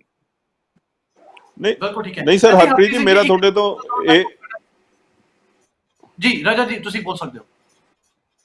ਮੇਰਾ ਹਰਪ੍ਰੀਤ ਜੀ ਤੋਂ ਇਹ ਕੁਐਸਚਨ ਨਹੀਂ ਸੀਗਾ। ਮੇਰਾ ਕੁਐਸਚਨ ਸੀਗਾ ਵੀ ਕਿਸੇ ਨੇ ਮੇਰੇ 1 ਲੱਖ ਰੁਪਇਆ ਅਕਾਊਂਟ ਚੋਂ ਕੱਢ ਲਿਆ, ਉਹਨੇ ਫੋਨ ਕਰਕੇ, ਜਿਵੇਂ ਵੀ ਤੁਸੀਂ ਕਹਿ ਰਹੇ ਹੋ, ਉਹਨੇ ਉਹ ਕਿਸੇ ਈ ਵਾਲਟ 'ਚ ਪਾ ਲਿਆ, ਅਕਾਊਂਟ ਦਾ ਨੰਬਰ ਦੇਤਾ, ਦੂਜੇ ਅਕਾਊਂਟ ਦਾ ਨੰਬਰ ਦੇਤਾ, ਤੀਜੇ ਅਕਾਊਂਟ ਦਾ, ਉਹ ਅਕਾਊਂਟਾਂ ਚੋਂ ਉਹਨੇ ਅਲਟੀਮੇਟਲੀ ਉਹ ਅਕਾਊਂਟਸ ਤੋਂ ਉਹਨੇ ਅਲਟੀਮੇਟਲੀ ਬਿਟਕੋਇਨ ਖਰੀਦ ਲਏ।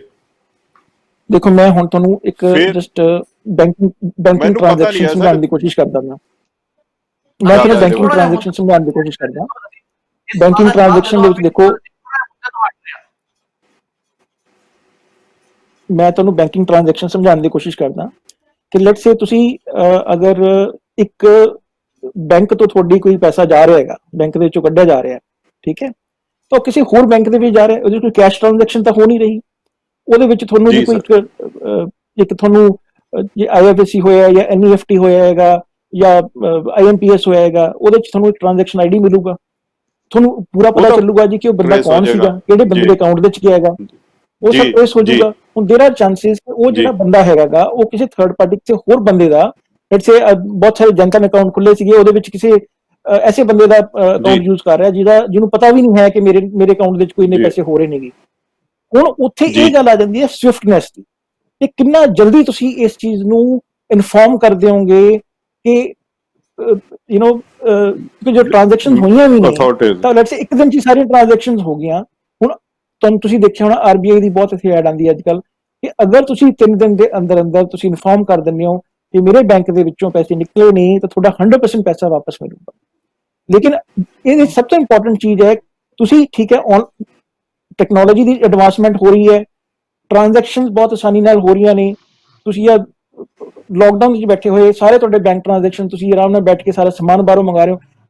ਟੈਕਨੋਲੋਜੀ ਦੀ ਐਡਵਾਂਸਮੈਂਟ ਨਾਲ ਈਜ਼ ਤਾਂ ਤੁਹਾਨੂੰ ਮਿਲ ਰਿਹਾ ਹੈਗਾ, ਪਰ ਥੋੜਾ ਜਿਹਾ ਤੁਹਾਨੂੰ ਇਹਦੇ ਨਾਲ ਕੇਅਰਫੁਲ ਹੋਣ ਦੀ ਵੀ ਲੋੜ ਹੈ, ਠੀਕ ਹੈ।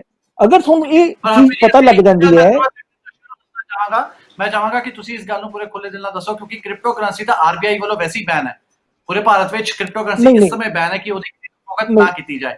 ਪਰ ਇਸ ਤੋਂ ਅਸੀਂ ਮੁੱਦਾ ਦੇਖੋ ਥੋੜਾ ਜਿਹਾ ਹਟ ਰਹੇ ਹਾਂ, ਅਸੀਂ ਮੁੱਦੇ ਤੋਂ ਹਟ ਰਹੇ ਹਾਂ।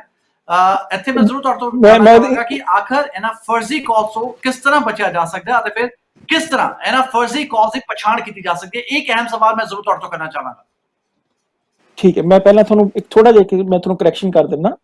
ਕ੍ਰਿਪਟੋ ਕਰੰਸੀ ਦਾ ਜਿਹੜਾ ਬਹੁਤ ਲੰਬਾ ਚੌੜਾ ਕੇਸ ਚੱਲਦਾ ਰਿਹਾ ਪਿੱਛੇ, ਤੇ ਆਰਬੀਆਈ ਦਾ ਸਟੈਂਡ ਸੀਗਾ ਕਿ ਕ੍ਰਿਪਟੋ ਕਰੰਸੀ ਇੰਡੀਆ ਦੇ ਵਿੱਚ ਲਾਗੂ ਨਹੀਂ ਹੋਣੀ ਚਾਹੀਦੀ। ਤਾਂ ਰੀਸੈਂਟ ਇੱਕ ਪਿੱਛੇ 2-3 ਮਹੀਨੇ ਪਹਿਲਾਂ ਦੀ ਗੱਲ ਹੈ, ਤੇ ਆਰਬੀਆਈ ਦਾ ਹਲੇ ਵੀ ਸਟੈਂਡ ਇਹ ਸੀਗਾ ਕਿ ਕ੍ਰਿਪਟੋ ਕਰੰਸੀ ਇੰਡੀਆ ਦੇ ਵਿੱਚ ਵੈਲਿਡ ਨਹੀਂ ਹੈਗੀ। ਲੇਕਿਨ ਸੁਪਰੀਮ ਕੋਰਟ ਨੇ ਉਹਦੇ ਤੇ ਸਟੇ ਲਗਾਤੀ, ਜਾਂ ਸੁਪਰੀਮ ਕੋਰਟ ਨੇ ਸਟੇ ਨਹੀਂ ਲਗਾਈ, ਉਹਦੇ 'ਚ ਪੂਰਾ ਇੱਕ ਫੈਸਲਾ ਹੈਗਾ ਕਿ ਉਹਦੇ 'ਚ ਉਹਨਾਂ ਨੇ ਅਲਾਓ ਕਰਤਾ ਕਿ ਕ੍ਰਿਪਟੋ ਕਰੰਸੀਜ਼ ਜਿਹੜੀਆਂ ਹੈਗੀਆਂ ਨੇ, ਕਿਉਂਕਿ ਇਹਦੇ 'ਚ ਇੱਕ ਪਿੱਛੇ ਬਹੁਤ ਵੱਡਾ ਇੱਕ ਕਨਸੈਪਟ ਹੈਗਾ ਬਲੌਕਚੇਨ ਦਾ। ਠੀਕ ਹੈ, ਮਤਲਬ ਇਵਨ ਤੁਸੀਂ ਬਲੌਕਚੇਨ ਦੇ ਬਾਰੇ ਅਗਰ ਸੁਣਿਆ ਹੈਗਾ ਤਾਂ ਉਹ ਬਲੌਕਚੇਨ ਇੱਕ ਟੈਕਨੋਲੋਜੀ ਹੈ ਆਪਣੇ ਆਪ ਦੇ ਵਿੱਚ। ਠੀਕ ਹੈ, ਉਹ ਜਿਹੜੀ ਟੈਕਨੋਲੋਜੀ ਹੈ ਉਹਨੂੰ ਆਪਾਂ ਰਿਸਟ੍ਰਿਕਟ ਨਹੀਂ ਕਰ ਸਕਦੇ, ਤੇ ਇਸੇ ਲਈ ਸੁਪਰੀਮ ਕੋਰਟ ਨੇ ਇਹਦੇ ਵਿੱਚ ਇਹ ਫੈਸਲਾ ਲਿਆ ਕਿ ਇੰਡੀਆ ਦੇ ਵਿੱਚ ਕ੍ਰਿਪਟੋ ਕਰੰਸੀ ਜਿਹੜੀ ਹੈ ਅਲਾਊਡ ਹੈ, ਇਹ ਤੁਸੀਂ ਟ੍ਰੇਡ ਕਰ ਸਕਦੇ ਹੋ, ਇਹ ਸਭ ਕੁਝ ਕਰ ਸਕਦੇ ਹੋ। ਸੋ ਇਹ ਆਪਾਂ ਫਿਰ ਅਗੇਨ ਥੋੜਾ ਜਿਹਾ ਭਟਕ ਗਏ ਹੈਗੇ ਆ, ਕ੍ਰਿਪਟੋ ਕਰੰਸੀ ਦੇ ਵਿੱਚ ਆ ਗਏ ਆ।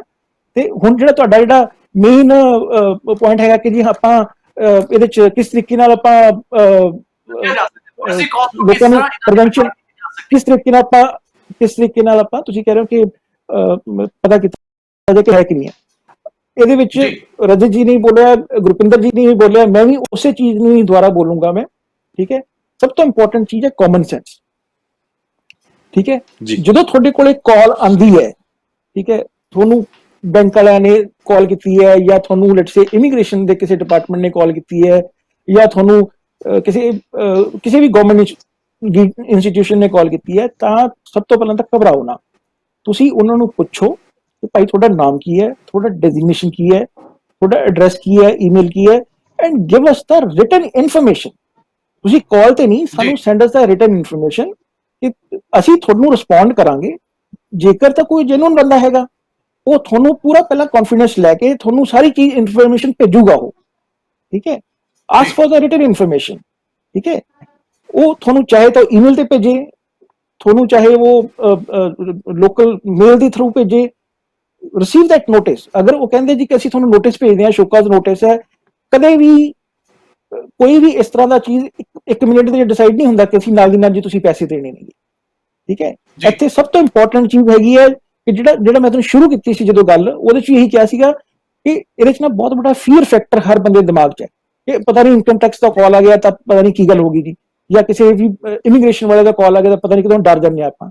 ਉਹ ਡਰ ਨਹੀਂ ਹੋਣਾ ਚਾਹੀਦਾ ਹੈਗਾ। ਠੀਕ ਹੈ, ਜਿਹੜੀ ਗਵਰਨਮੈਂਟ ਏਜੰਸੀਜ਼ ਹੈਗੀਆਂ ਨੇ, ਦੇ ਆਰ ਬਹੁਤ ਸਾਡੀ ਪ੍ਰੋਟੈਕਸ਼ਨ ਵਾਸਤੇ ਨੇ। ਅਗਰ ਉਹਨਾਂ ਨੂੰ ਕੋਈ ਸਾਡੇ ਖਿਲਾਫ ਕੋਈ ਚੀਜ਼ ਮਿਲਦੀ ਵੀ ਹੈ ਤਾਂ ਦੇ ਹੈਵ ਟੂ ਸਭ ਤੋਂ ਪਹਿਲਾਂ ਇੱਕ ਸ਼ੋਕਾਜ਼ ਨੋਟਿਸ ਇਸ਼ੂ ਕਰਨਗੇ, ਉਸ ਤੋਂ ਬਾਅਦ ਸਾਨੂੰ ਰਿਟਨ ਸਟੇਟਮੈਂਟਸ ਭੇਜਣਗੇ, ਉਸ ਤੋਂ ਬਾਅਦ ਅਸੀਂ ਜਾ ਕੇ ਸਾਡੇ ਕੋਲ ਪੂਰੀ ਅਥਾਰਟੀ ਹੈ ਕਿ ਅਸੀਂ ਆਪਣਾ ਵਕੀਲ ਲੈ ਕੇ ਜਾ ਕੇ ਉੱਥੇ ਜਾ ਕੇ ਉਹਨਾਂ ਨਾਲ ਕੇਸ ਲੜ ਸਕਦੇ ਹਾਂਗੇ। ਕਦੇ ਵੀ ਤੁਸੀਂ ਇਹ ਨਾ ਸੋਚ ਕੇ ਚੱਲੋ ਕਿ ਉਸੇ ਕਾਲ ਦੇ ਉੱਪਰ ਅਗਰ ਤੁਹਾਨੂੰ ਕੋਈ ਬੰਦਾ ਪੈਸਾ ਟ੍ਰਾਂਸਫਰ ਕਰਨ ਲਈ ਕਹਿ ਰਿਹਾ, ਜਾਂ ਆਪਣੀ ਤੁਹਾਡੀ CVV ਇਨਫੋਰਮੇਸ਼ਨ ਮੰਗ ਰਿਹਾ, ਜਾਂ ਕੋਈ ਇਦਾਂ ਦੀ ਇਨਫੋਰਮੇਸ਼ਨ ਮੰਗ ਰਿਹਾ, ਤਾਂ ਤੁਸੀਂ ਉਹਨਾਂ ਨੂੰ ਦਿੰਦੇ ਹੋ ਤਾਂ ਬਾਕੀ ਗੱਲ ਤੁਸੀਂ ਠੱਗੇ ਜਾਓਗੇ ਫਿਰ ਤਾਂ।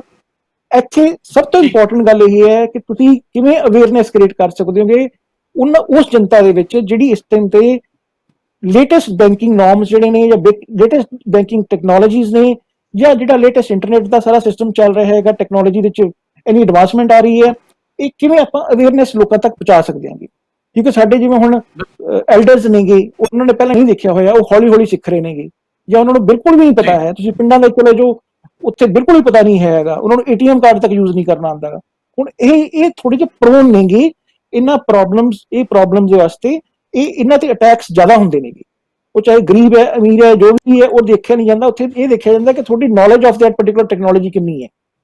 ਠੀਕ ਹੈ, ਅਗਰ ਆਪਾਂ ਕੁਝ ਇਹੋ ਜਿਹਾ ਸਿਸਟਮ ਬਣਾਇਆ ਜਾਏ, ਇੰਨੀ ਕੁ ਅਵੇਅਰਨੈਸ ਕ੍ਰੀਏਟ ਕੀਤੀ ਜਾਏ ਜਿਹਦੇ ਵਿੱਚ ਉਹਨਾਂ ਨੂੰ ਇਹ ਪਤਾ ਲੱਗ ਜਾਏ ਕਿ ਇਹਨੂੰ ਕਿਸ ਤਰੀਕੇ ਨਾਲ ਹੈਂਡਲ ਕਰਨਾ ਹੈ ਵਿਦਆਊਟ ਅ ਫੀਅਰ।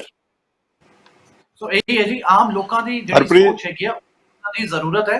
ਰਜਤ ਜੀ, ਇੱਥੇ ਮੈਂ ਮਾਫੀ ਚਾਹਾਂਗਾ ਕਿਉਂਕਿ ਸਾਡੇ ਕੋਲ ਸਮਾਂ ਇਜਾਜ਼ਤ ਨਹੀਂ ਦਿੰਦਾ। ਇਹ ਸਮਾਂ ਸਾਨੂੰ ਇੱਥੇ ਇਸ ਪ੍ਰੋਗਰਾਮ ਨੂੰ ਖਤਮ ਕਰਨਾ ਪਏਗਾ, ਪਰ ਜਾਂਦੇ ਆਪਣੇ ਦਰਸ਼ਕਾਂ ਨੂੰ ਜ਼ਰੂਰ ਮੈਂ ਦੱਸਣਾ ਚਾਹਾਂਗਾ ਕਿ ਅਵੇਅਰਨੈਸ ਅੱਜ ਦੇ ਸਮੇਂ ਬਹੁਤ ਜ਼ਰੂਰੀ ਹੈ। ਜਿਵੇਂ ਕਿ ਗੁਰਪਿੰਦਰ ਸਿੰਘ ਜੀ ਨੇ ਵੀ ਕਿਹਾ, ਰਜਤ ਕਪੂਰ ਜੀ ਨੇ ਵੀ ਕਿਹਾ, ਔਰ ਹਰਪ੍ਰੀਤ ਸਿੰਘ ਜੀ ਨੇ ਵੀ ਕਿਹਾ, ਇੱਕ ਗੱਲ ਤੇ ਜ਼ੋਰ ਉਹਨਾਂ ਨੇ ਜ਼ਰੂਰ ਦਿੱਤੀ ਹੈ ਕਿ ਆਮ ਲੋਕ ਜਿਹੜੇ ਨੇ ਫਰਜ਼ੀ ਫੋਨ ਦੇ ਚੱਕਰਾਂ ਵਿੱਚ ਨਾ ਪੈਣ, ਜ਼ਰੂਰ ਇਹਤਿਆਤ ਵਰਤਣ ਅਤੇ ਜਦੋਂ ਵੀ ਕੋਈ ਗੱਲ ਹੁੰਦੀ ਹੈ ਤਾਂ ਉਸ ਦੀ ਸੰਜੀਦਗੀ ਨੂੰ ਸਮਝਣ ਔਰ ਉਸ ਦੀ ਗਹਿਰਾਈ ਨੂੰ ਸਮਝਣ। ਬਹੁਤ ਬਹੁਤ ਸ਼ੁਕਰੀਆ ਗੁਰਤਪਿੰਦਰ ਸਿੰਘ ਜੀ ਸਾਡੇ ਨਾਲ ਜੁੜਨ ਦੇ ਲਈ। ਹਰਪ੍ਰੀਤ ਸਿੰਘ ਜੀ ਔਰ ਰਜਤ ਕਪੂਰ ਜੀ ਬਹੁਤ ਬਹੁਤ ਸ਼ੁਕਰੀਆ ਤੁਹਾਡਾ ਤਿੰਨਾਂ ਹੀ ਲਾਸ ਮਹਿਮਾਨਾਂ ਦਾ ਜੋ ਆਪਣੀ ਨੇਕ ਸਲਾਹ ਦਿੱਤੀ ਹੈ ਆਮ ਲੋਕਾਂ ਨੂੰ ਜਾਗਰੂਕ ਕਰਨ ਦੇ ਲਈ।